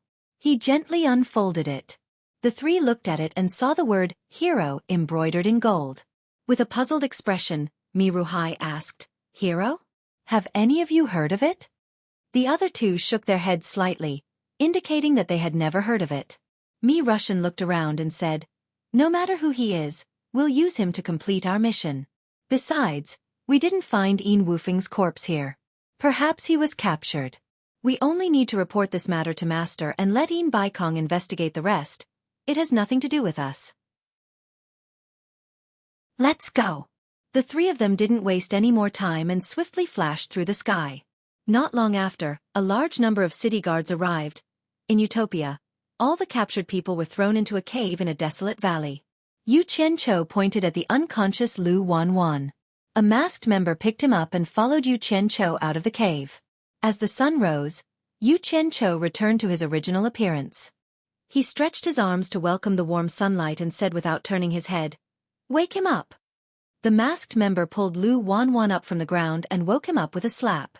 When Lu Wanwan woke up, he realized he was standing on a mountain peak. A masked man in black had let go of him, and a few meters away, there was another masked man in black with his back facing him. Who are you? I have no grudge with you. Why did you capture me? That was the first thing Lu Wanwan said. He realized his dantian was still sealed and had not been unsealed. He had no chance of escaping even if he wanted to. How can there be no grudge? Lu Wanwan, your memory is a little bad. I'm really happy to see you again. Yu Qianqiu still had his back facing him as he looked at the flourishing utopia in the distance. You know me? Who are you? Lu Wanwan exclaimed. He found the other party's voice familiar, but he couldn't recall who it was. Yu Qianqiu slowly turned around and looked at Lu Wanwan's mouth that was gradually widening. He said with a faint smile, Ong Kwangsung's elder Lu Wanwan, we haven't seen each other for a long time. I've been looking for you everywhere. AI, it's really difficult to see you. I had to travel thousands of miles to find you. Yu Qianqiu? Lu Wanwan was stunned. He couldn't believe that he would actually see this guy in Dayan Kingdom. What? You finally remembered? Yu Qianqiu revealed a smile of meeting an old friend. Lu Wanwan was stunned for a long time. He suddenly didn't know whether to laugh or cry as he asked, In order to find me, you actually ran to Dayan Kingdom to capture me? This you? I almost forgot the grudge between us. I didn't expect you to still remember it. The subtext of his words was to say that it wasn't easy for you to find me even though I hid so far away. I also inadvertently found you. Yu Qianqiu also felt that it was a bit funny and sighed. Since it has come to this, then say it. Why did you run to Dayan Kingdom? What else is there to say? I have fallen into your hands. Can you still let me go? Lu Wanwan smiled bitterly as if he didn't care. It's better to say it. After all, the matter between us has passed for so long. Say it. Maybe I'll be happy and let you go. Yu Qianqiu said with a smile. Lu Wanwan's face was relaxed and didn't have the slightest fear of being captured. It was obvious that he knew Yu Qianqiu very well and didn't expect Yu Qianqiu to let him go. Do you know about the existence of soul formation stage? Yu Qianqiu did not answer his question and asked, Have you heard of the world's #1 expert? Lu Wanwan's eyes flickered. Are you talking about the legendary Bai Chongqun? I've only heard of the existence of such a person by chance. Yu Qianqiu nodded. That's right. He's my master. Do you think I need to be afraid of that soul formation late-stage expert? Ah! Lu Wanwan's mouth was wide open. He was stunned for a while and was speechless. I've just arrived here, so I don't know much about the foreign cultivation world. Tell me everything you know. Also, I'm interested in that soul formation late-stage expert you mentioned. Yu Qianqiu smiled. The two of them were already meat on the chopping block. Since it was obvious, he might as well speak his mind. Lu Wanwan looked at him with a complicated expression. After a moment of silence, he untied the storage pouch on his waist and threw it to him. My dantian is sealed, so I can't take anything out. There's a separate jade archive inside. After I came here, I've recorded everything I've seen and heard in it. I was thinking that when I had the chance to return to Huaxia, I'd tell the cultivation world everything I know about this place. It seems like I won't have the chance now. Take it. There's something you want to know inside. Yu Qianqiu inserted his divine sense into the storage pouch and quickly found the jade archive. After a quick glance, he discovered that there was indeed a huge amount of information inside. It was probably all the information he'd accumulated over the years. After putting the item away, Yu Qianqiu took out the human skin mask and put it back on his face. Then, he changed into the embroidered robe. In the blink of an eye, he had turned back into the handsome, elegant man. Lu Wanwan pointed at him in surprise. It's you. You were the one who nodded at me on the street that day. That's right. Yu Qianqiu smiled. Since you're so honest, tell me what last wishes you have. If it's convenient, I'll help you complete them. Lu Wanwan's face paled. In the end, he still wouldn't let him go. After a moment's hesitation, he gritted his teeth and said, I've been under Ong Kwangsung's tutelage since I was young. I've received Ong Kwangsung's great kindness, and I truly have no way of repaying it. If I really have any last wishes, Yu Qianqiu, I hope that you can help me kill the Yen father and son, and avenge Ong Kwangsung's annihilation. I have no other request. As soon as he finished speaking, he slowly closed his eyes with a desolate expression. 2 drops of tears rolled down his cheeks as he prepared himself for death. Yu Qianqiu muttered, It's a little difficult, but I'll say it again. If it's convenient, I'll help you complete it. You can go in peace. With a wave of his sleeve, a fierce green flame engulfed Lu Wanwan. Without making a sound, he was instantly turned into ashes that scattered with the wind. It could be considered as giving Lu Wanwan a quick death. With that, the grudge between the two of them came to an end.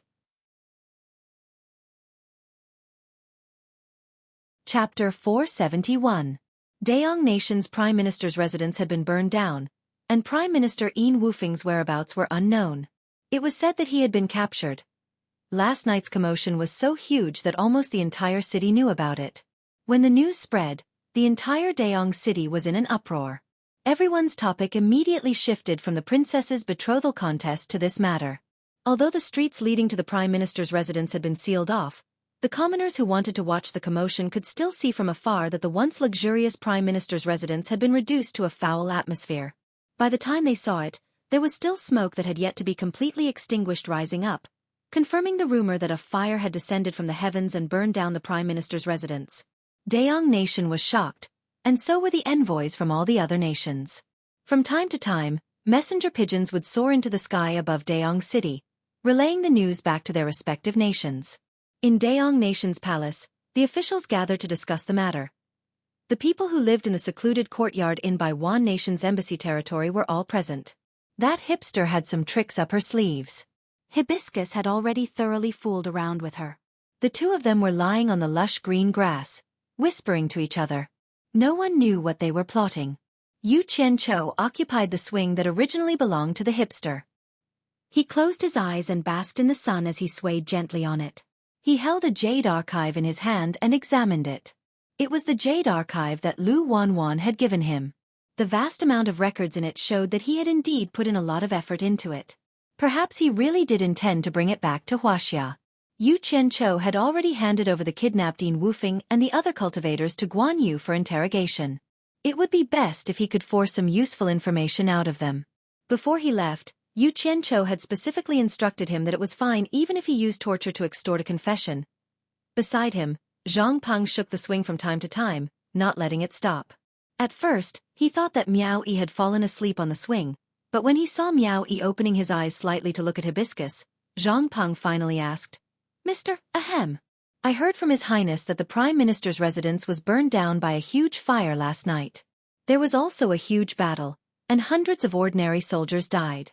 It seems that the Prime Minister has also disappeared. Mister, next time you have something like this, please take me with you." He immediately guessed that it was his master who did it. The sun was a little dazzling. Yu Qianqiu narrowed his eyes and looked at him. He said lazily, "There are too many people here.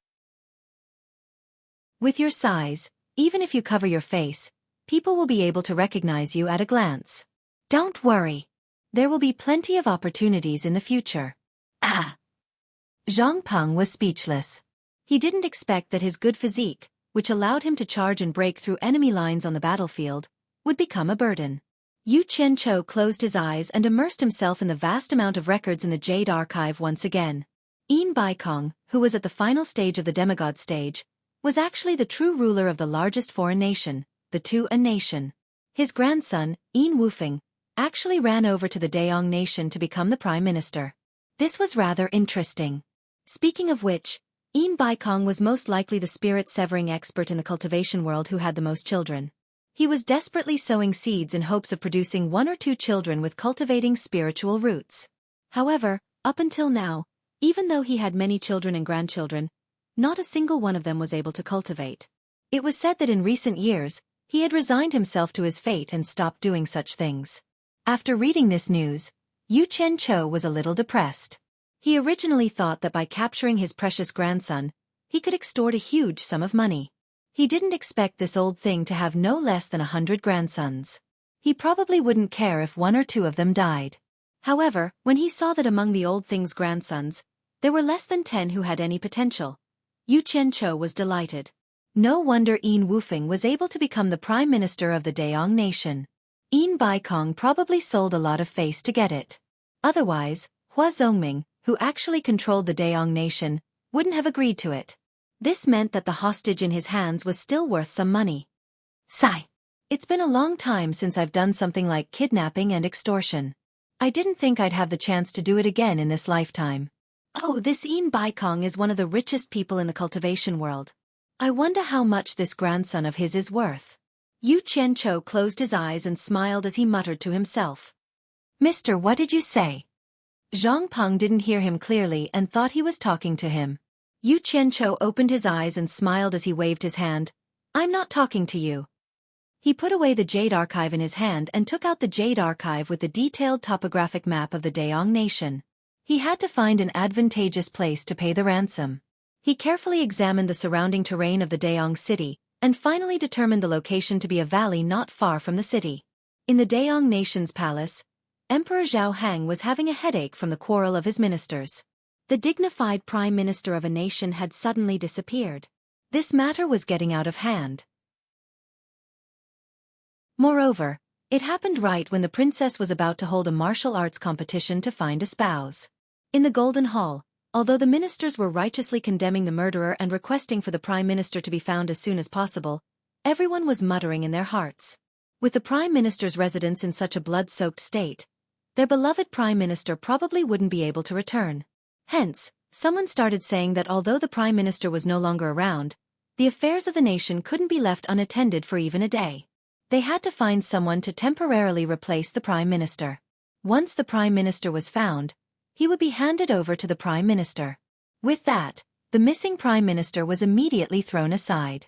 The ministers all wanted to recommend someone who represented their faction to temporarily replace the prime minister. This was because everyone knew that if the prime minister didn't return, the person who would replace him would probably become the real prime minister. Emperor Zhao Hang sat upright on the dragon throne with a sullen face as he looked at the ministers who were on the verge of making a move. They didn't know, but he did. Yin Wufeng was a person with a powerful background. He didn't know how this matter would end. It wasn't the time to replace the prime minister. The few elders in the palace had already told him yesterday that this matter was no longer something the imperial court could interfere with. Once the cultivation world was done with it, He would make the final decision. Just when the ministers were in a heated argument, a report came from outside. A golden palace guard ran in and reported loudly while kneeling on one knee. "Your Majesty, the City Patrol Division has found the Prime Minister's concubine, Madam Li."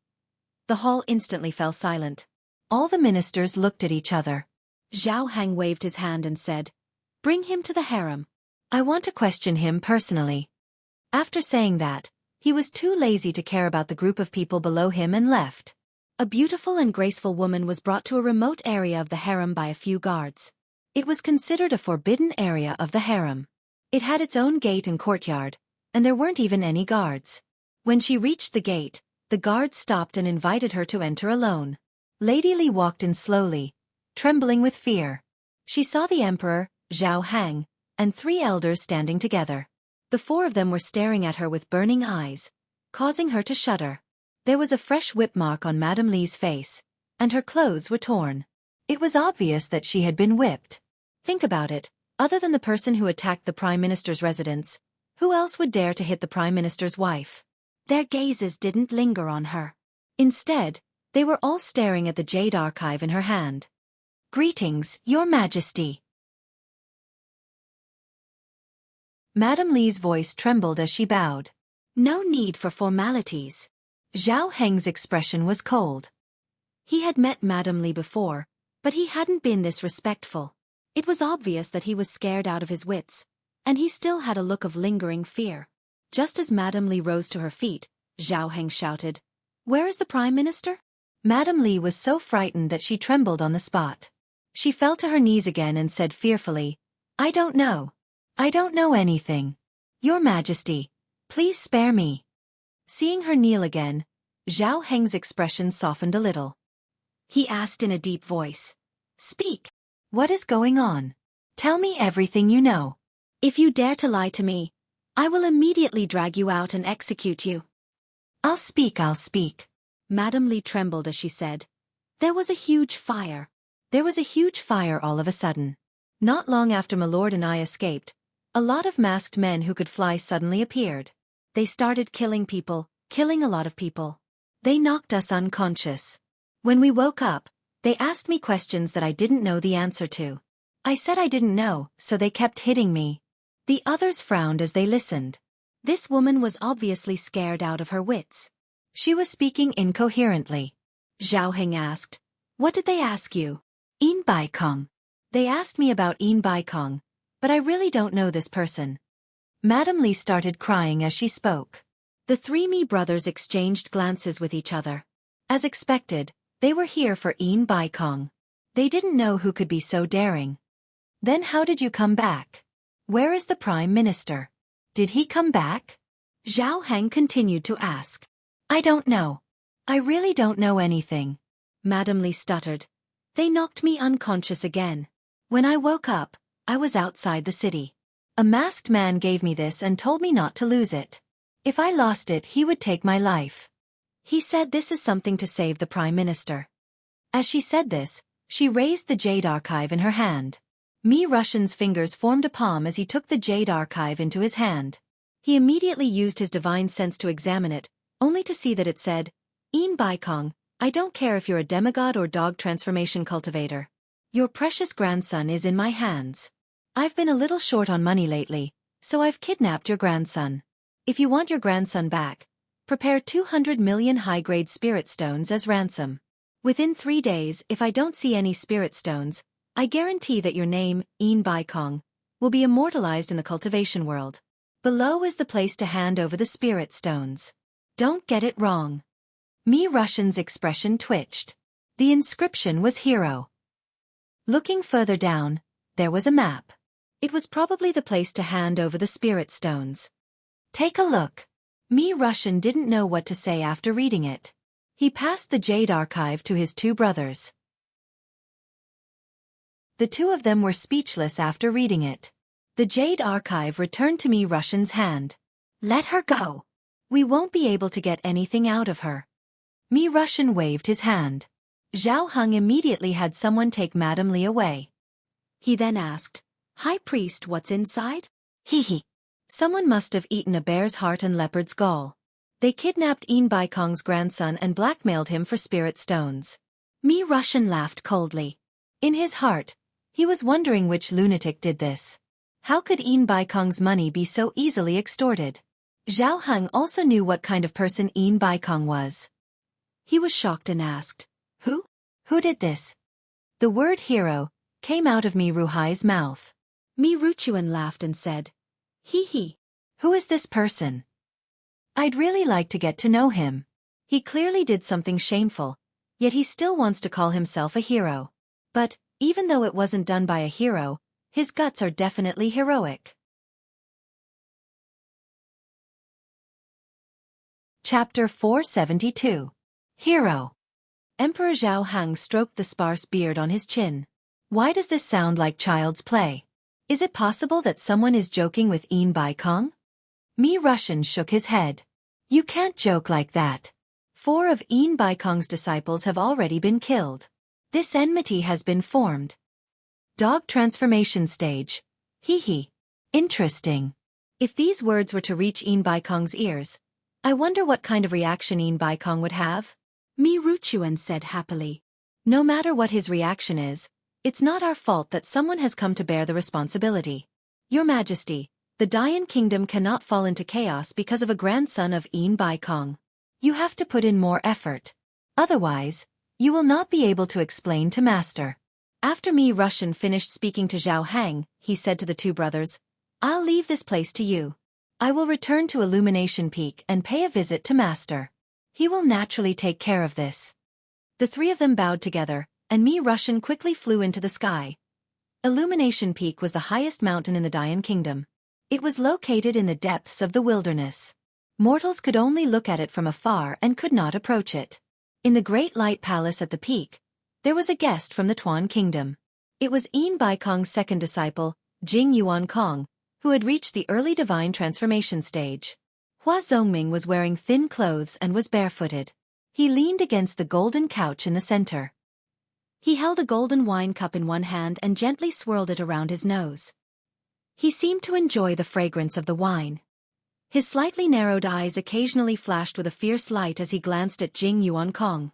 Jing Yuan Kong stared with a dark expression at the small black triangular flag in his hand. The word, hero, was exceptionally conspicuous on it. After a long silence, Jing Yuan Kong held the small flag in his hand and cupped his fists. Lord Hua, this happened in your territory, so you should know the ins and outs of the matter better than we do.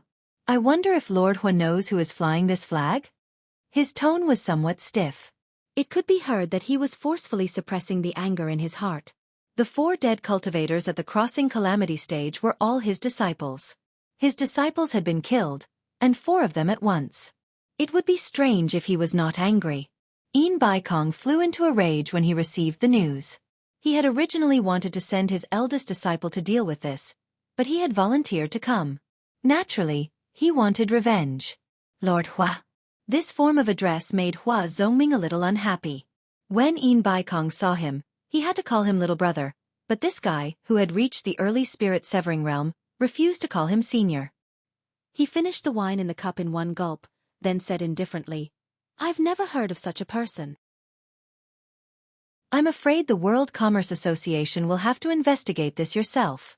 With the strength of the World Commerce Association, I'm sure the truth will come to light very quickly. This was an excuse. Jing Yuan Kong stared at the person on the bed. Hua Zongming did not mind at all. Amir Jr. also dared to point fingers in front of him.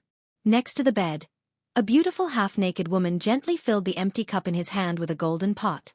Outside the hall, Mi Russian descended and walked into the hall. He glanced at Jing Yuan Kong who was sitting at the side and bowed to Hua Zongming. Greetings, Master. Hua Zongming smiled and asked, Why are you here again? Is there a new development? Master is wise. Mi Russian took out the jade archive and brought it to the bed with both hands. After Hua Zongming received it, he returned to his seat. Hua Zongming held the jade archive in one hand and brought the wine cup to his lips with the other. As he drank, he injected his divine sense into it. Suddenly, his eyes widened and he spat out the wine in his mouth. He immediately sat up on the bed and looked at Jing Yuan Kong with a strange expression. Then, he continued reading the contents of the jade archive. Mi Russian did not seem surprised at all. Jing Yuan Kong, on the other hand, looked at the pair of master and disciple with a puzzled expression. He did not know what was inside the Jade Archive to make Hua Zongming lose his composure like this. He could not help asking, Lord Hua, does it contain information about Yin Wufeng? Cough cough. Hua Zongming tossed the Jade Archive over.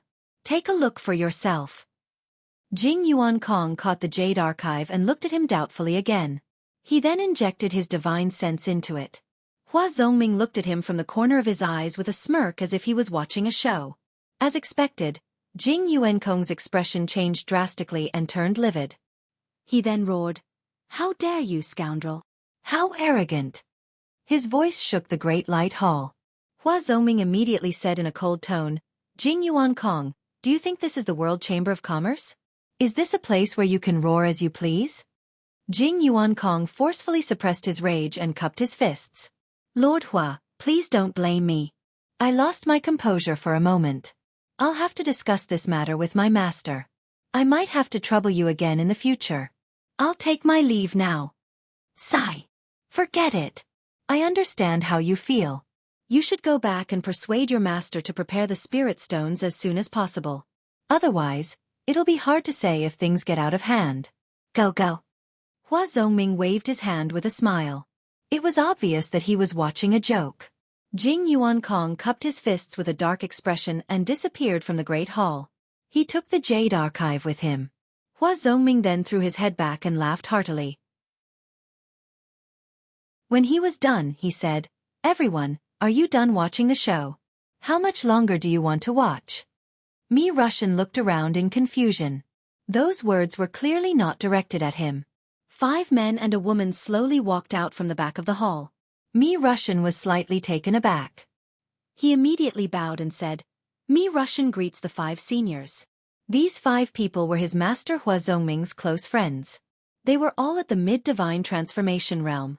They were Pu Taidong of Jinshan Nation, Yan Ji of Xueqi Nation, Mu Sang of Smokeless Nation, Miao Hanyuan of Tsongyuan Nation, and Xueqi of Women Nation.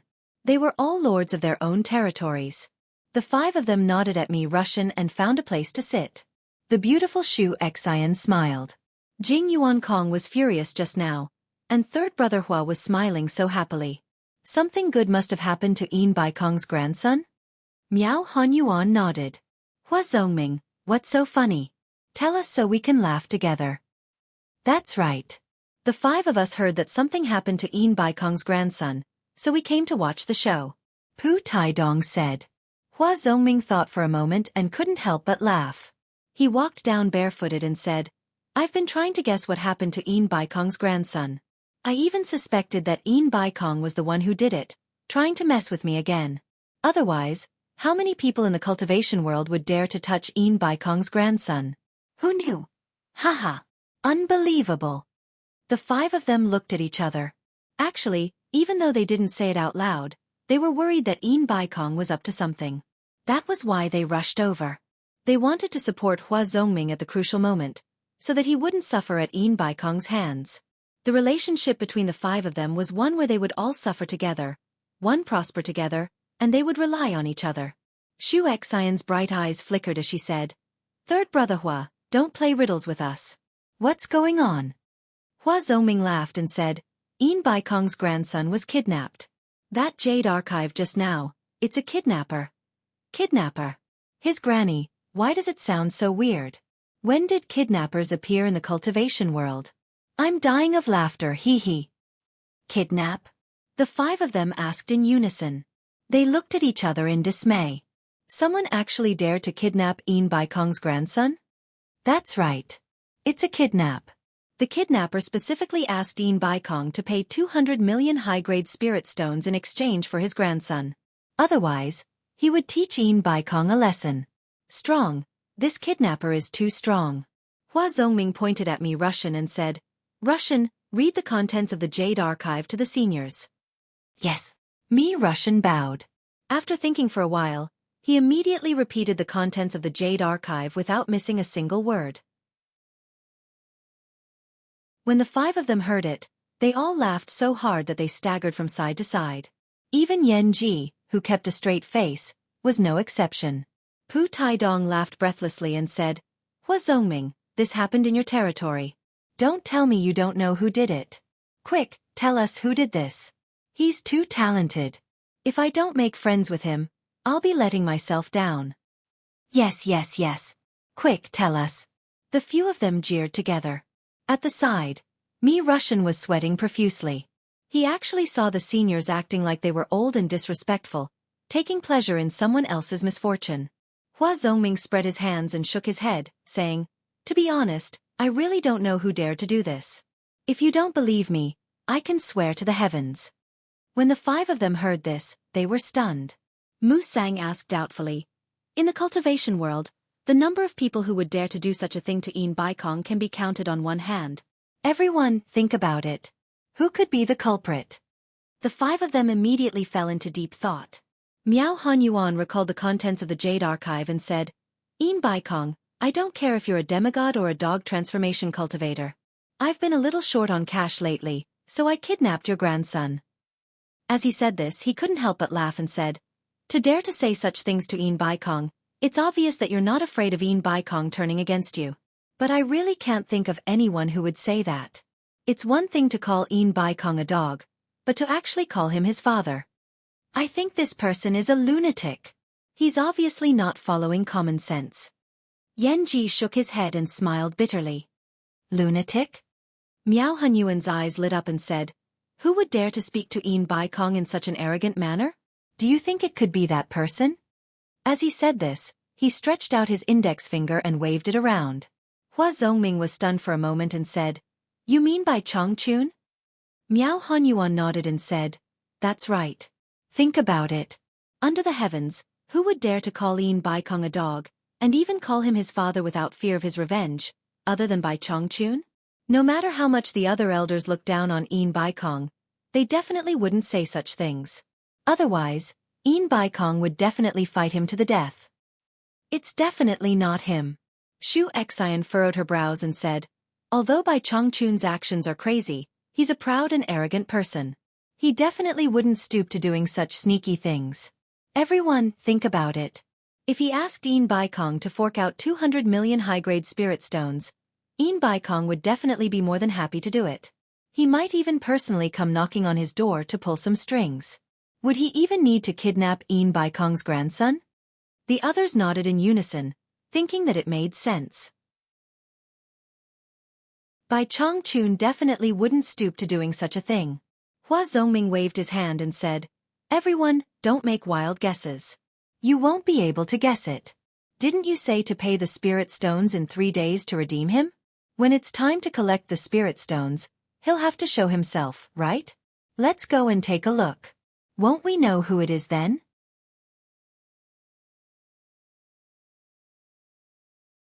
Chapter 473. Yin Baikong has many children and grandchildren. Do you think he would fork out 200 million high-grade spirit stones for a commoner's grandson? Yan Ji shook his head. The kidnapper's asking price is too high. He's demanding an exorbitant price. Who told Yin Baikong's Tianxia Chamber of Commerce to be so rich? If we don't demand an exorbitant price from him, who should we target? Xueqi covered her mouth and laughed. This isn't a question of how much a grandson is worth. The key is that with so many children and grandchildren watching him, Yin Baikong has no choice but to pay. The few of them thought of Yin Baikong, a famous old stallion in the cultivation world, and couldn't help but laugh. Pu Taidong suddenly waved his hand. I think we shouldn't be the only ones who know about this. Since we want to watch the show, let's make it bigger. Let the entire cultivation world see if Yin Baikong, that old fox, is willing to fork out this sum of money. Whenever I think of this old fox scheming against others, I get annoyed. I have to publicize it for him. That's not a good idea. Hua Zongming hesitated. When the time comes, my Dayan nation will become the target of public criticism. Yin Baikong will inevitably come looking for me to punish me. You worry too much. When the time comes, you can just push the blame away and deny it. Just say that the news might be from the kidnappers. This is a bit of a mouthful. Kidnappers appearing in the cultivation world? Just say that it was spread by the kidnappers. I guarantee that Yin Baikong won't be able to confirm that it was you. Pu Taidong waved his hand at the few of them. The deadline given by the kidnappers is 3 days. Everyone, hurry up and spread the news. Otherwise, you won't be able to make it in time. Hee hee. The few of them laughed in unison. Hua Zongming also smiled and nodded. In Baiwan Nation's embassy, Furong and Wenqing couldn't hold it in any longer and ran out to go shopping. Yu Qianchou didn't stop them. He believed that as long as they didn't cause any trouble, no one would be able to tell that Furong was a cultivator after taking the aura-concealing pill. Yu Qianchou was still lying on the swing with his eyes closed. The Tianxia Chamber of Commerce mentioned in the Jade Archive in his hand had piqued his interest. The World Chamber of Commerce was an organization that specialized in doing business in the cultivation world. Its headquarters was located in Tuan Country, which was similar to the 100 Flowers Valley in the cultivation world of China. It was the largest trading place in the cultivation world of various countries. However, it was different from the 100 Flowers Valley. Not only did it have a fixed business, but it also traded with other countries. It could also be said that they would do whatever it took to make money. Lu Wanqian had been to Cornucopia a few times. Cornucopia was the headquarters of the World Commerce Association. The Jade Archive recorded the unusually flourishing trade scene in Cornucopia. It was far livelier than the one in the 100 Flowers Valley. Here, the cultivation world of various countries was not like the cultivation world of China, which was secluded and did not interact with the outside world. They traded freely, and the Cornucopia was the place where they traded the most. Coincidentally, this World Commerce Chamber belonged to Yin Baikong, so some people said that he was the richest person in the entire cultivation world. Yin Baikong, the richest man in the cultivation world. Yu Qianchou smacked his lips twice. He felt like drooling. He couldn't help but think of all the ways to make money from his previous life. He had already made up his mind. After he settled the matters here, he would definitely go to the most prosperous cornucopia in the cultivation world.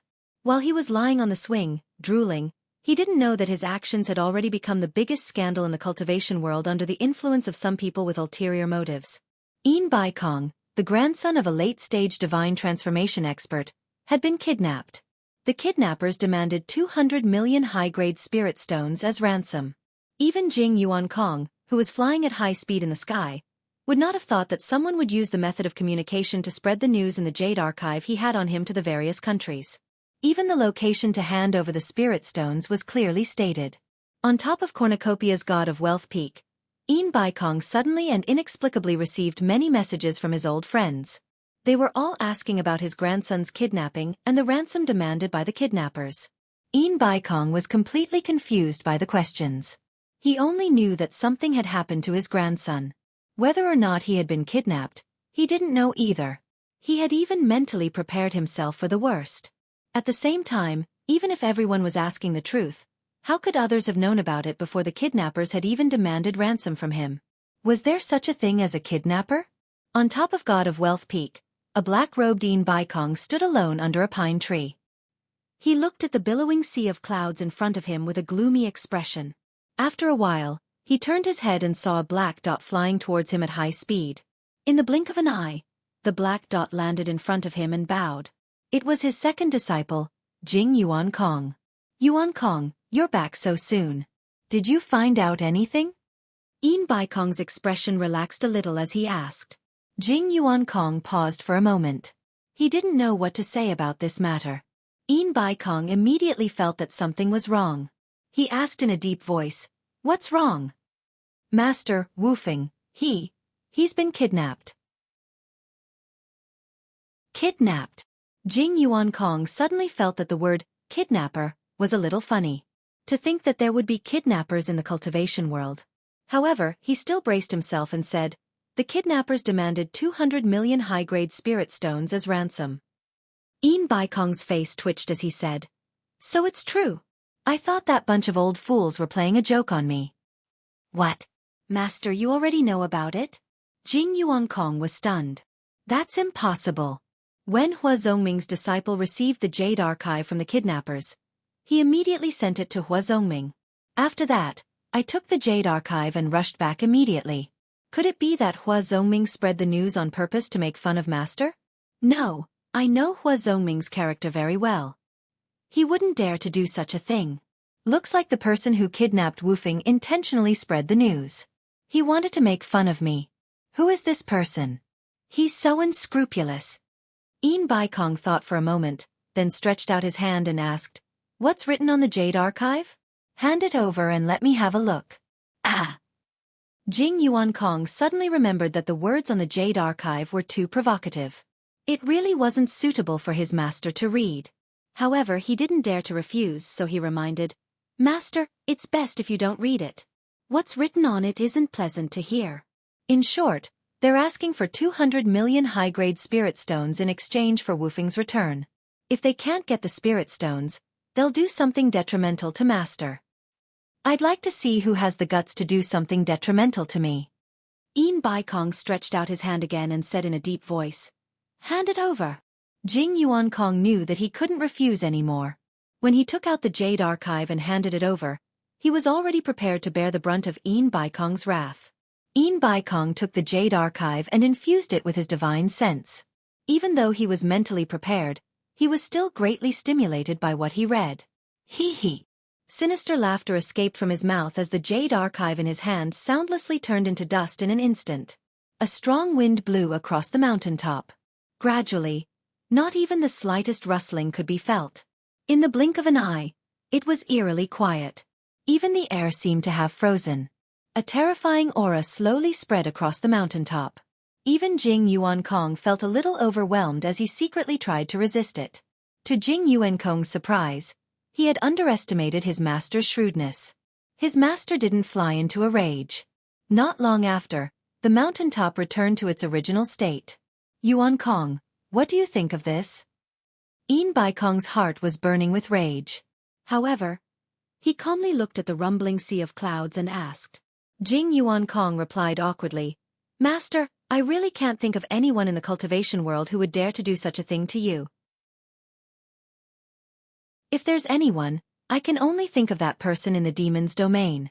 Are you talking about Bai Chongchun?" Yin Baikong's pupils shrank as he turned around and asked. Then he shook his head and denied himself. No. I would believe anyone. It's definitely impossible to say that it was Bai Chongchun. You've seen his strength in the East Sea. His cultivation is close to that of a half-immortal. If he really wanted to come to my God of Fortune Peak and take away 200 million high-grade spirit stones, it would be as easy as pie. Who could stop him? Besides, he wouldn't stoop to such a thing. After a pause he added, I do hope that he was the one who did it. Forget 200 million high-grade spirit stones.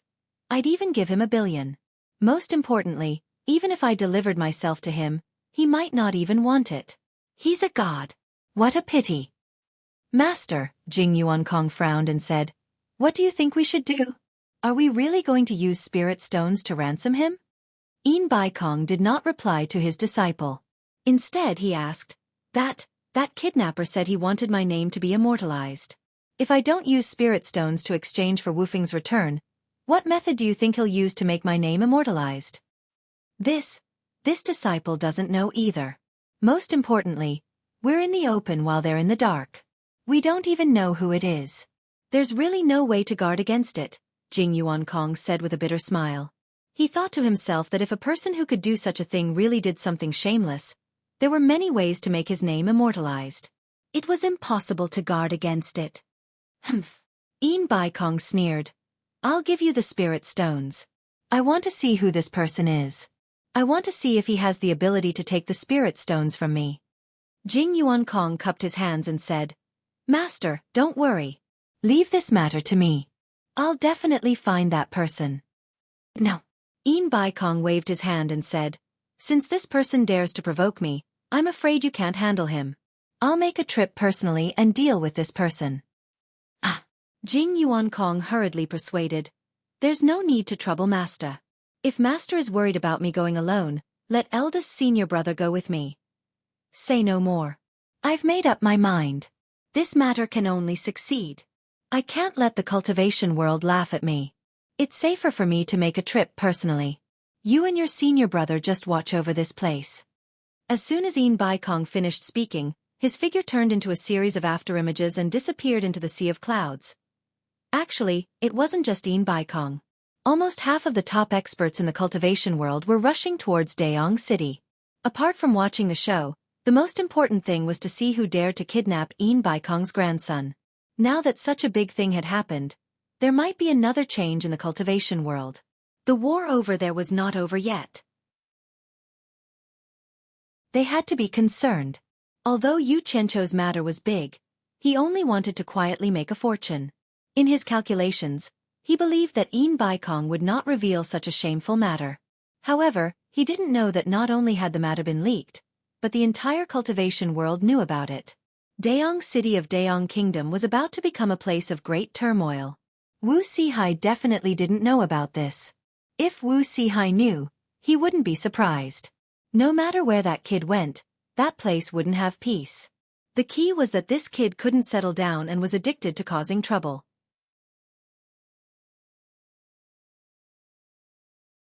Chapter 474. Demon Domain. Obedient Island. Nongzhu sat on the opening of the bird's nest that Yu Qianqiu had built, his legs dangling outside. He looked at Ziyi's nondescript actions with a gloomy expression. From time to time, he would stare at the jade archive in his hand in a daze. In truth, he didn't see any benefit in cultivating the techniques in the archive. He had even sneaked off to a deserted place to try out a few techniques, but he didn't feel any effect. The only feeling he got was that he was tormenting someone. Ziyi also didn't feel any effect. Every time he came to ask his master for an explanation, Nongzhu would just give him vague answers. Ziyi himself was also at his wits' end. Nongzhu was truly speechless as he looked at the birdhouse he was sitting on. He couldn't imagine what Yu Qianqiu was thinking about all day, that he would build a house on a tree. Ah! Extraordinary people doing extraordinary things. Nongzhu looked in the direction of Twilight Valley and sighed. For the past few days, Bai Chongqun and the Southern Ming ancestor had been going there almost every day. Suddenly, there was a ripple in the air, coming from the center of the island. Nongzhu's eyes brightened. With a yelp of surprise, he teleported to the front of the house. The ground was filled with high-grade spirit stones, arranged in an extremely complex pattern to form a pentagon. This was a message array that the Southern Ming ancestor had set up, fearing that Xianxian Island might need him for something urgent. This was to make it easier for disciples to contact him. Nongzhu immediately jumped into the empty space in the middle of the pentagon and yelled, "Who is it? Who is it? What's the matter?" "Master, you're not master. Who are you?" The voice replied in surprise. "I am your uncle Nongzhu. If you have something to say, spit it out." Nongzhu's eyes turned, and he corrected himself. "Your master is currently busy. He said that if you have anything to say, tell me first, and I will pass it on to him." "So it's Senior Nongzhu." The other party hesitated for a moment, then decided that it wasn't anything important, so he relayed the news that an old friend of the Southern Ming ancestor had sent to Xianxian Island. "There's such a thing?" Nongzhu was stunned. Suddenly, an angry shout came from the sky. "Nongzhu, what are you doing?" It was the voice of Nanming Grand Elder. Without saying a word, Nongzhu hurriedly jumped out of the communication formation. Bai Chongqun and the great ancestor of the south rushed over. The latter was furious and wanted to fight Nongzhu to the death. Bai Chongqun also couldn't allow the two of them to fight on Obedient Island. With a flick of his finger, a wall of light appeared and blocked the two of them. The two of them stared at each other. Bai Chongqun looked at Nongzhu and frowned. "Nongzhu, what nonsense did you say to Xianxian Island?" He was also a little angry. After all, Ancestor Nanming was his guest. If Nongzhu made trouble, it was no different from not giving him face. "I didn't say anything. Xianxian Island sent me a message. You guys weren't here, so I listened to it for him," Nongzhu explained. "Stop it. You're meddling in other people's business." Ancestor Nanming spat. He also knew that he couldn't fight with Bai Chongqun here, so he jumped into the communication formation and asked Xianxian Island what was going on. After a while, Ancestor Nanming walked out with his teeth bared. Nongzhu, who was beside him, also pinched her chin and thought about something. The two of them were just quarreling, but now they didn't say a word. In the end, Bai Chongqun was stunned. He didn't know what the hell was wrong with the two of them. They actually started to play deep. Ziyi, who heard her masters quarreling, also ran over drenched in sweat. She didn't see the fiery scene she imagined, but saw 3 mature old men. Nongzhu, what's going on? Bai Chongchun stopped guessing and asked directly. If I was still in the South Sea purple bamboo forest, someone would have sent me a message. Nongzhu said happily, Yin Baikong's grandson, who is the Prime Minister of Daong Nation, was kidnapped. Not only did the kidnappers want Yin Baikong to pay 200 million upper-grade spirit stones as ransom, they even scolded Yin Baikong. They said that if he doesn't see the spirit stones, Yin Baikong's name will be immortalized in the cultivation world. Bai Chongchun looked at ancestor Nan Ming with a questioning gaze. The latter nodded and couldn't help but laugh. Bai Chongchun frowned slightly. Although he didn't care about Yin Baikong, he really couldn't think of anyone else who would dare to treat Yin Baikong like this in the cultivation world. He couldn't help but ask, who kidnapped Yin Baikong's grandson? Nongzhu and ancestor Nan Ming shook their heads together. The latter said, we still don't know who it is, but I believe that the truth will be revealed 2 days later when we pay the spirit stones to exchange for him. Yes, who is it? It's obvious that they targeted Yin Baikong's World Chamber of Commerce, which is the richest in the cultivation world. They're really bold. Nongzhu rubbed her chin and said. The few of them fell into deep thought. For a while, they really couldn't think of who did this. Xueqi, who was at the side, had a face full of doubt. Her eyeballs kept rolling, and her suspicious expression became more and more obvious. After hesitating for a long time, she said weakly, Master, it's very likely that Yu Qianqiu did it. Ah! The few of them were startled by his words. Even ancestor Nan Ming was no exception. During this period of time, he had always been curious about what kind of disciple a person like Bai Chongchun would take, so he had asked a lot about Yu Qianqiu. Xueqi, shut up. You can't talk about this kind of thing. With your status as senior Bai, how could his disciple do? Nongzhu reprimanded her righteously, but she couldn't continue speaking. Her face was full of confusion. With Bai Chongchun's character, he definitely wouldn't do those sneaky things. But that disciple of his, there was really nothing that he didn't dare to do. It was indeed a little hard to say. Why are you so sure that it's Yu Qianqiu who did it? Nongzhu asked. Xueqi shook her head and said, no reason. I just feel that as long as it's related to spirit stones, I think it's possible that he did it.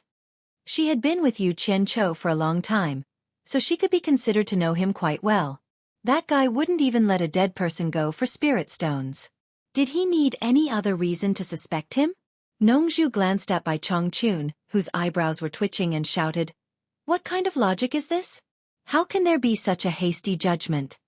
Although she said this, she secretly remembered that as long as it was related to spirit stones, she could first suspect that kid. Good idea. Ancestor Nan Ming also heard the fishy conversation between the master and disciple. He stuck his red-haired head over and asked curiously, could it really be Yu Qianqiu who did it? Impossible. Bai Chongchun shook his head and said, my disciple's cultivation hasn't even reached the crossing calamity stage.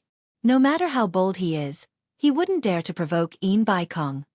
Ancestor Nan Ming looked at him with a strange expression and said in a seemingly unintentional manner, maybe he's relying on you as his master to back him up. There's no reason for him to be afraid of Yin Baikong. If Yin Baikong knew that you're his master, would he still dare to touch him? Probably not. Bai Chongchun denied again. However, when he thought of the 3 jade pendants he gave to Yu Qianqiu, he more or less had some doubts in his heart. Old Bai, don't speak too early. Nongzhu laughed and said, the timing is too coincidental. He just went to wander around the various countries, and that Prime Minister of Dayan Kingdom was kidnapped. Haha. Moreover, I can't think of anyone who would have the guts to touch Yin Baikong's people. Your disciple is extremely bold. This has nothing to do with the level of cultivation. Nonsense. Bai Chongchun swung his sleeves and turned around to return to the big house. The 3 of them looked at each other in dismay. Nongzhu swayed a few times with his hands behind his back and nodded slightly. No way.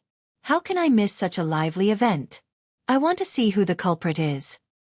Master, I'll go too. Xueqi happily pulled his sleeves. What are you going to do? Nongzhu asked. Xueqi said plausibly, I'm going to find Yu Qianqiu and ask him if he's the one who did this.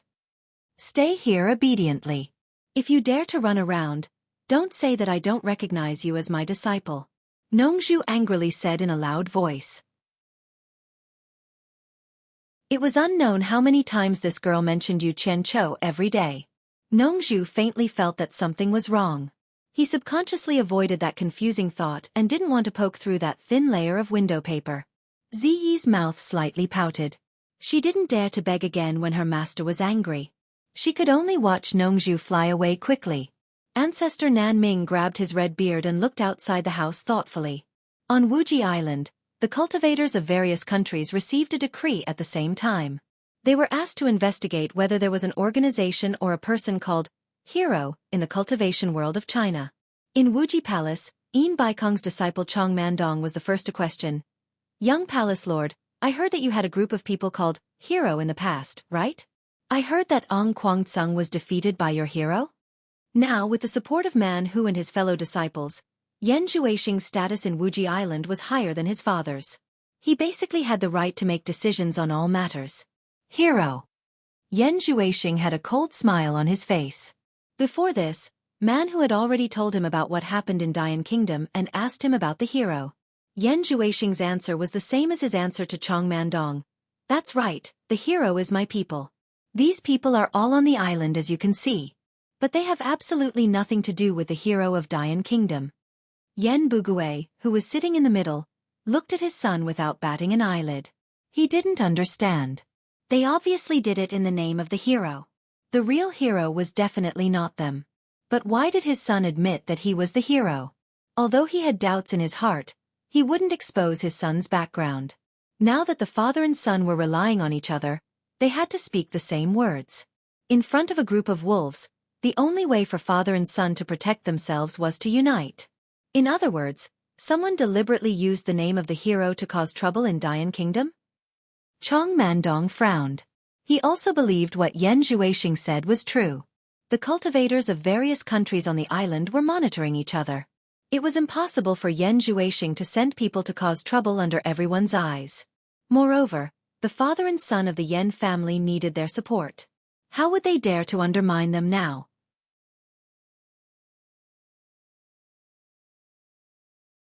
Chapter 475. Senior Chong, I think there are two possibilities. Yan Zhuixing slowly walked in front of him and said, First, someone wants to use the hero's name to cause trouble and sow discord between us. Second, there might be a person or organization with the same name as the hero. Senior Chong, what do you think? It's also possible.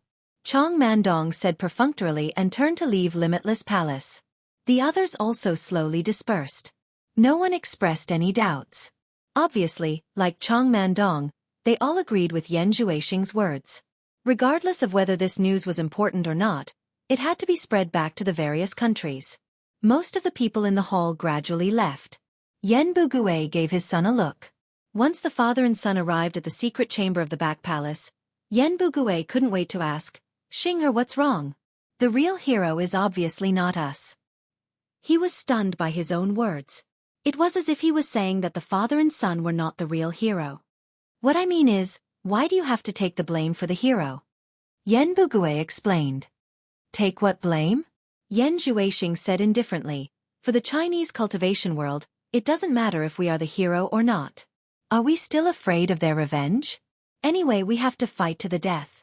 It doesn't matter. For the Dian Kingdom, what does the hero there have to do with us? There's no need to say that the hero is us. I don't understand what you mean. Do you have other plans? Yen Bugui asked. Father, if I say it's not us, do you think we can clean up with those people in such a short time? Directly admitting it will remove the suspicion of us and the Dian Kingdom. Yan Zhuixing squinted his eyes and said, Also, father, did you notice something interesting? Yen Bugui nodded silently and agreed with his son's words. When he heard the latter part, he slightly paused and said, What interesting thing did you notice? Yan Zhuixing thought for a while and said, Recently, I received news that Yu Qianzhou led a few hundred people to kill more than 1,000 people from the Daluo sect. And Yu Qianzhou even defeated 2 experts at the final stage of the Tribulation passing stage. To be honest, when I heard this news, I was very shocked. That's right. This news can be confirmed. I've also heard about it. Yen Bugui nodded and said, I also heard that Yu Qianqiu has left the Cultivation Alliance and is now missing. That's the problem. Yan Xueqi sneered. Father, don't you think it's strange? This Yu Qianqiu just disappeared from China, and a hero appeared in Dayong Nation. Isn't it too much of a coincidence? Ah! Yan Bugue was surprised. You mean, Yu Qianqiu is the mysterious hero? Impossible. I heard that Yin Baikong is a soul-severing late-stage expert, and his subordinates are extremely powerful. I believe that Yu Qianqiu wouldn't dare to provoke him. Although I don't know why Yu Qianqiu wanted to provoke Yin Baikong, I heard that when Yu Qianqiu left the Cultivation Alliance, his subordinates were all masked and dressed in black. This is exactly the same as the heroes of the past. And Yan Xueqing's eyes flickered and said, Father, do you still remember that Yu Qianqiu tried his best to push the various crimes of the heroes onto us? Others didn't know that he was lying, but us father and son were very clear about it. However, that kid had a sharp tongue, and we provoked public anger at that time, so it was hard for us to defend ourselves. Actually, based on our actions at that time, everyone wanted to kill us, but why did he want us to bear all the crimes of the heroes? Hearing this, Yan Bugue also understood his son's meaning and slowly nodded. He wanted the fake heroes to bear all the crimes, and let the real heroes get away with it. What a ruthless fellow. Listening to your analysis, there's no doubt that even if that kid isn't a hero, he must be related to one. That's not right? Yan Bugue immediately reacted and said, Since you guessed it was that kid, why didn't you expose him in front of everyone just now? I'm sure that he would be hunted down everywhere in the foreign cultivation world, with nowhere to hide, and would definitely die. Just in time to take revenge for us.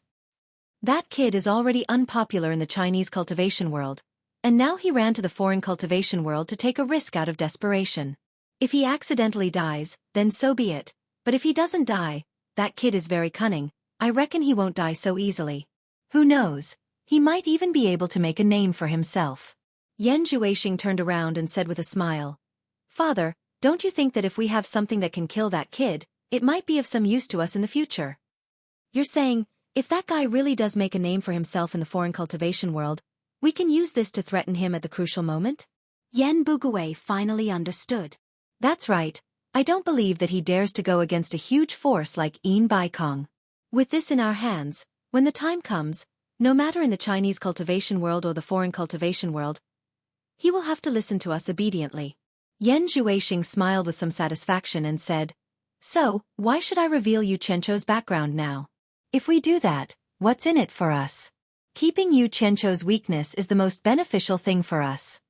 Yan Bugue looked at his son and nodded with satisfaction. With such a son, what more could he ask for? The father and son hid in the secret room and made every possible plan. But when the time came to face Yu Qianqiu, would these plans really work? After all, man proposes, God disposes, and the world is unpredictable. In the embassy of Baiwan Kingdom, when Yu Yuan received two pieces of news, one bad and one good.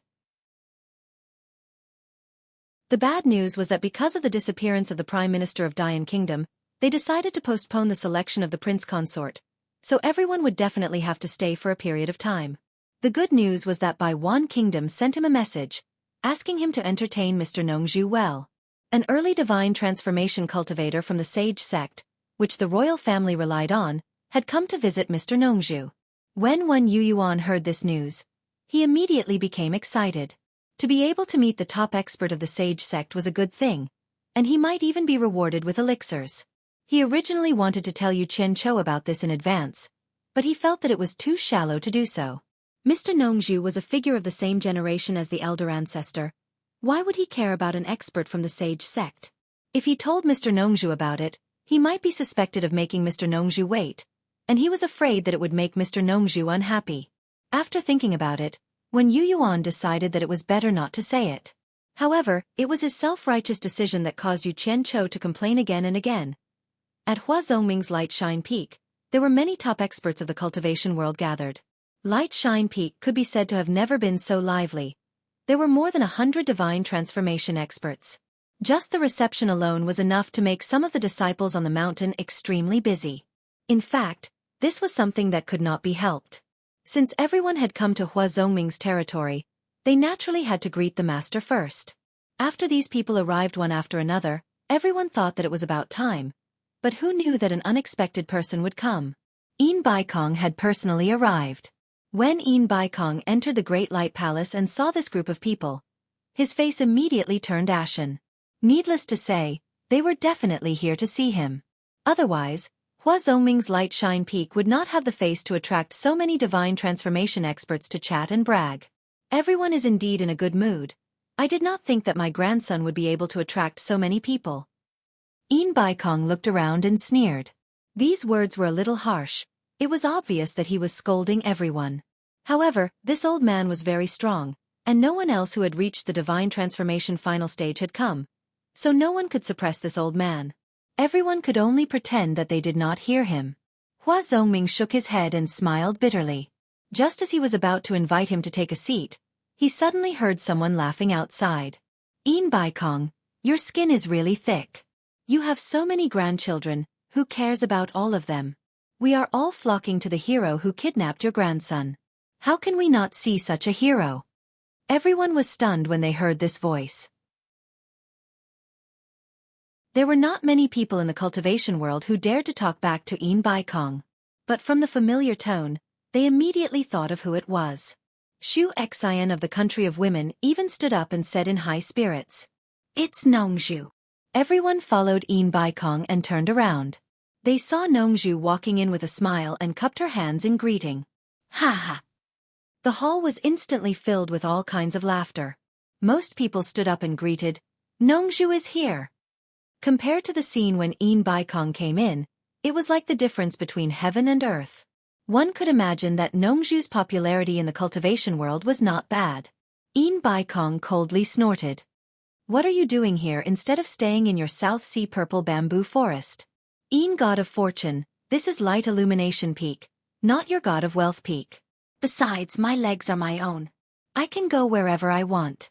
What can you do about it? Nongzhu flung her sleeves and disdainfully mixed into the crowd, laughing and joking with the crowd. Een Baikong was rendered speechless by Nongzhu. If it was someone else, he would have already made a move. The key was that the person behind Nongzhu was too strong. Anyone would have to think twice before acting. It's just a small matter. No need to be angry. Come, please take a seat. Hua Zhongming was not like Nongzhu, who had such a strong backing. He still had to be a good host. No need. Since I've greeted the host, I'll take my leave first. Een Baikong flung his sleeves and left. Before he left, he gave Nongzhu a deep look. Wait until Bai Chongchun goes to the Eastern Holy Land and I'll take care of you. Let's see how long you can be arrogant then. Hua Zhongming walked back speechlessly. He pointed at Nongzhu in the crowd and shook his head. Why do you have to lower yourself to his level? Can't you just deal with it? Why do you have to form a grudge? Let's see what you'll do after Bai Chongchun goes to the Eastern Holy Land. Hee. I don't believe that the cultivation world belongs to Een Baikong alone. If he really dares to bully me, I'll have to ask Wen Lanfeng to help me get rid of this old man first. Nongzhu said nonchalantly. Everyone was speechless. Only then did they remember that besides having a good relationship with the world's #1 expert, this guy had also saved the life of the world's #2 expert, Wen Lanfeng. If Wen Lanfeng stood up for him, even Een Baikong would have to think twice about the consequences of making a move on Nongzhu. Well said. If Mr. Nongzhu had a lot of scruples, he wouldn't be the Mr. Nongzhu who played around with the world.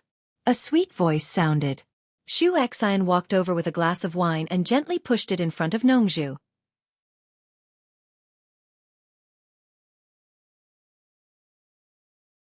Chapter 476.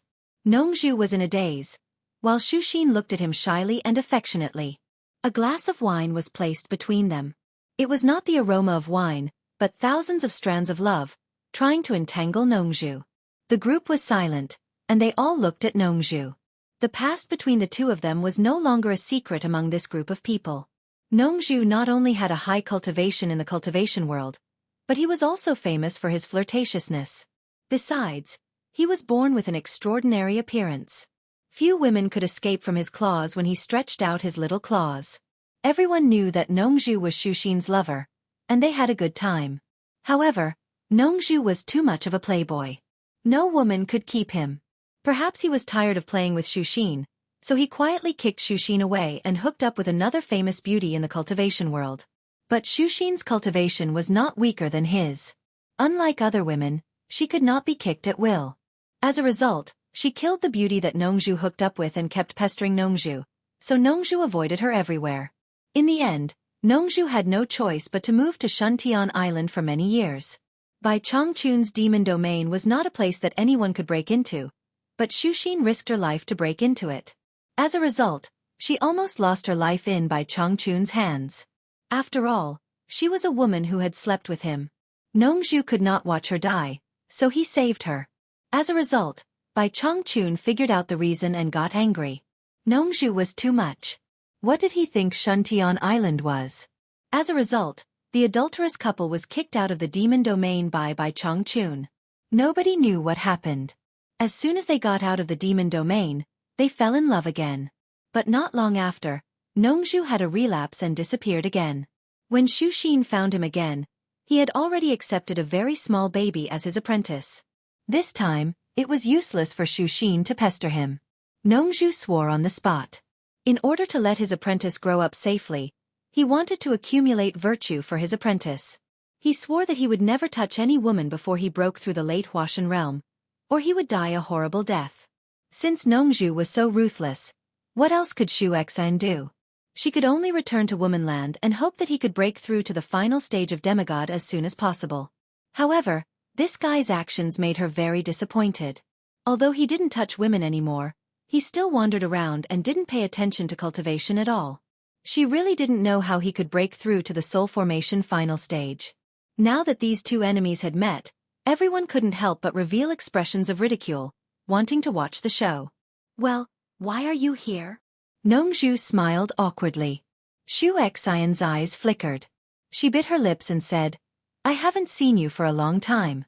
Let me pour a cup of wine for you. May you remember that we used to depend on each other. This was simply a naked confession in front of everyone, without any reservation. There's wine, there's wine. There's no need to trouble yourself. Nongzhu reached out to grab the wine glass on the table, but someone slapped him hard on the back of his hand and shouted, Get your hands off it. It's mine. He wanted to grab the other cups, but found that they were all taken away in an instant. Nongzhu looked around and suddenly found that he had entered a wolf's den. Everyone was staring at him fiercely. It seemed that if he didn't drink a cup of wine, he would offend everyone. A group of beasts. Nongzhu cussed in his heart. He took the wine glass from Xueqi's hand and drank it up. After thanking her, he returned the glass to her.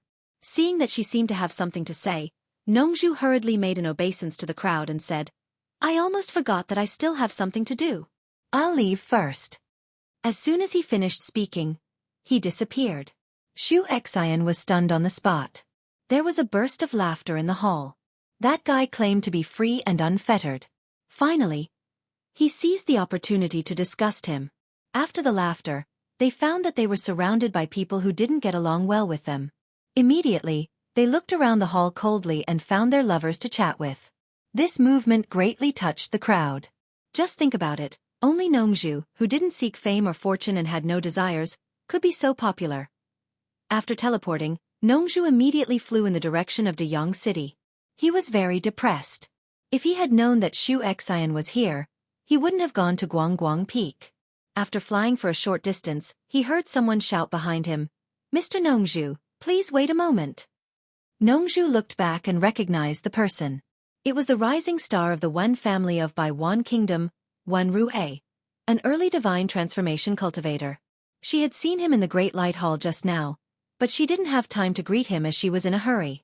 She stopped and asked, Wen Rue, what's the matter? Are you going to Deyang City? Wen Rue asked with a bow. Yes. Nongzhu asked suspiciously, What's wrong? Is there a problem? I guess that you are also going to Deyang City, so I said goodbye in advance and came to catch up with you. I want to go to Deyang City with you. Wen Rue said with a smile. Then let's go together. Nongzhu said indifferently.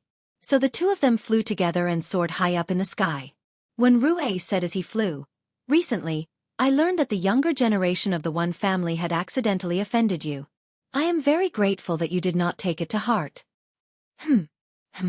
Ah, what do you mean? Nongzhu was a little puzzled by his words. When Ruhe said with a smile, you don't have to hide anything for the younger generation. They have already reported everything back to Baiwan Kingdom. Since you are not going to pursue it, I will not pursue it either. Nongzhu was already flying in the clouds and his words were completely out of place, so she was completely confused. Then she heard him say, oh yes, you are staying in the embassy. Did they treat you poorly? These words were like a dose of refreshing medicine that made Nongzhu's thoughts quickly become active. She squinted her eyes and a sharp cold light flashed across them. She casually answered Wen Ruei, but in her heart, she snorted coldly. It seems that someone is impersonating me. This De Yong city is really strange. Not only did someone kidnap Yin Baikong's grandson, but there is also someone impersonating me. When these two things were linked together, Nongzhu was slightly startled. She thought to herself, could it be that these two things were done by that kid? Otherwise, why would that guy impersonate me out of all people? He already had a plan in his heart. If the person impersonating him in Baiwan Kingdom's embassy was really Yu Qianzhou, then there was no doubt that Yin Baikong's grandson was kidnapped by that guy. With this thought, Nongzhu could not help but look forward to it. A trace of a smirk appeared on her face. She was anxious to see if that person was really that kid. Not long after, both of them landed in Baiwan Kingdom's embassy. The sudden appearance of the two surprised the guards in the residence. Wen Yuyuan did not know who they were. Fortunately, Wen Bai knew Wen Ruei and avoided a misunderstanding. Wen Ruei felt a little strange. Why did these two juniors seem to have never seen Nongzhu before? Didn't they say that both of them had dealings with Nongzhu before? He could not help but ask, Mr. Nongzhu. Nongzhu raised his hand and stopped him from continuing. He smiled faintly and said, please take me to see Mr. Nongzhu. He and I are old friends. Wen Ruei immediately let out an ah. He did not know what he was up to. Wan Yuyuan and Wan Bai did not dare to be negligent. They immediately bowed to accept the order and led the way. The small courtyard was green and quiet. Usually, no one would dare to disturb it. However, a series of footsteps broke the tranquility of the small courtyard. Zhang Peng immediately turned around and shouted, how dare you? Who dares to trespass here? Suddenly, he saw two cultivators with storage bags following behind Wen Yuyuan and Wan Bai. Zhang Peng's pupils shrank slightly. He could not see through their cultivation. Nongzhu glanced at Zhang Peng and her eyes fell on the swing. There was a person lying on it. He did not even open his eyes and looked completely calm in the face of chaos. To Nongzhu's surprise, this person was not Yu Qianzhou. Wen Yuan was about to explain when he heard Wen Ruei shout in a deep voice, who are you two? He also had a vague idea of what was going on. Who is shouting here? Yu Qianzhou slowly opened his eyes and turned his head to look. It would have been fine if he did not look, but when he did, he was shocked.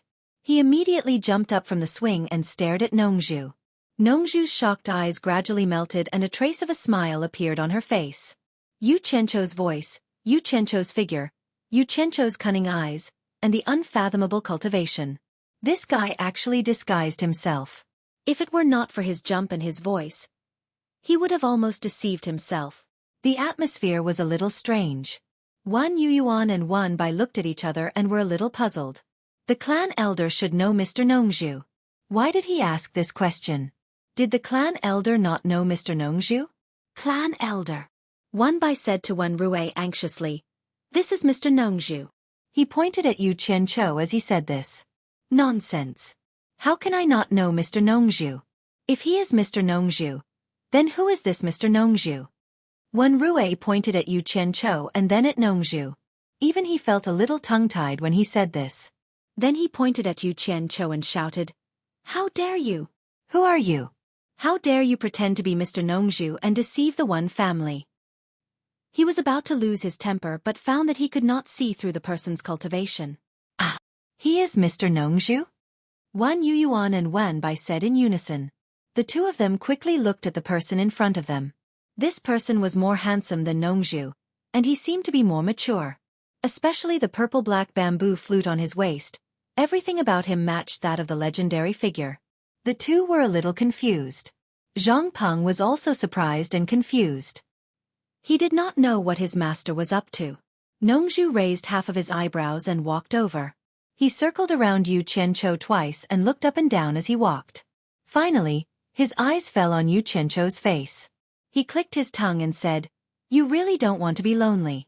I haven't seen you for a long time and you are playing with disguises again. The craftsmanship is good and very realistic. Is it a human skin mask?" As he said this, he reached out to pinch his face. Yu Qianqiu took out his big fan and opened it, blocking the hand that was reaching out.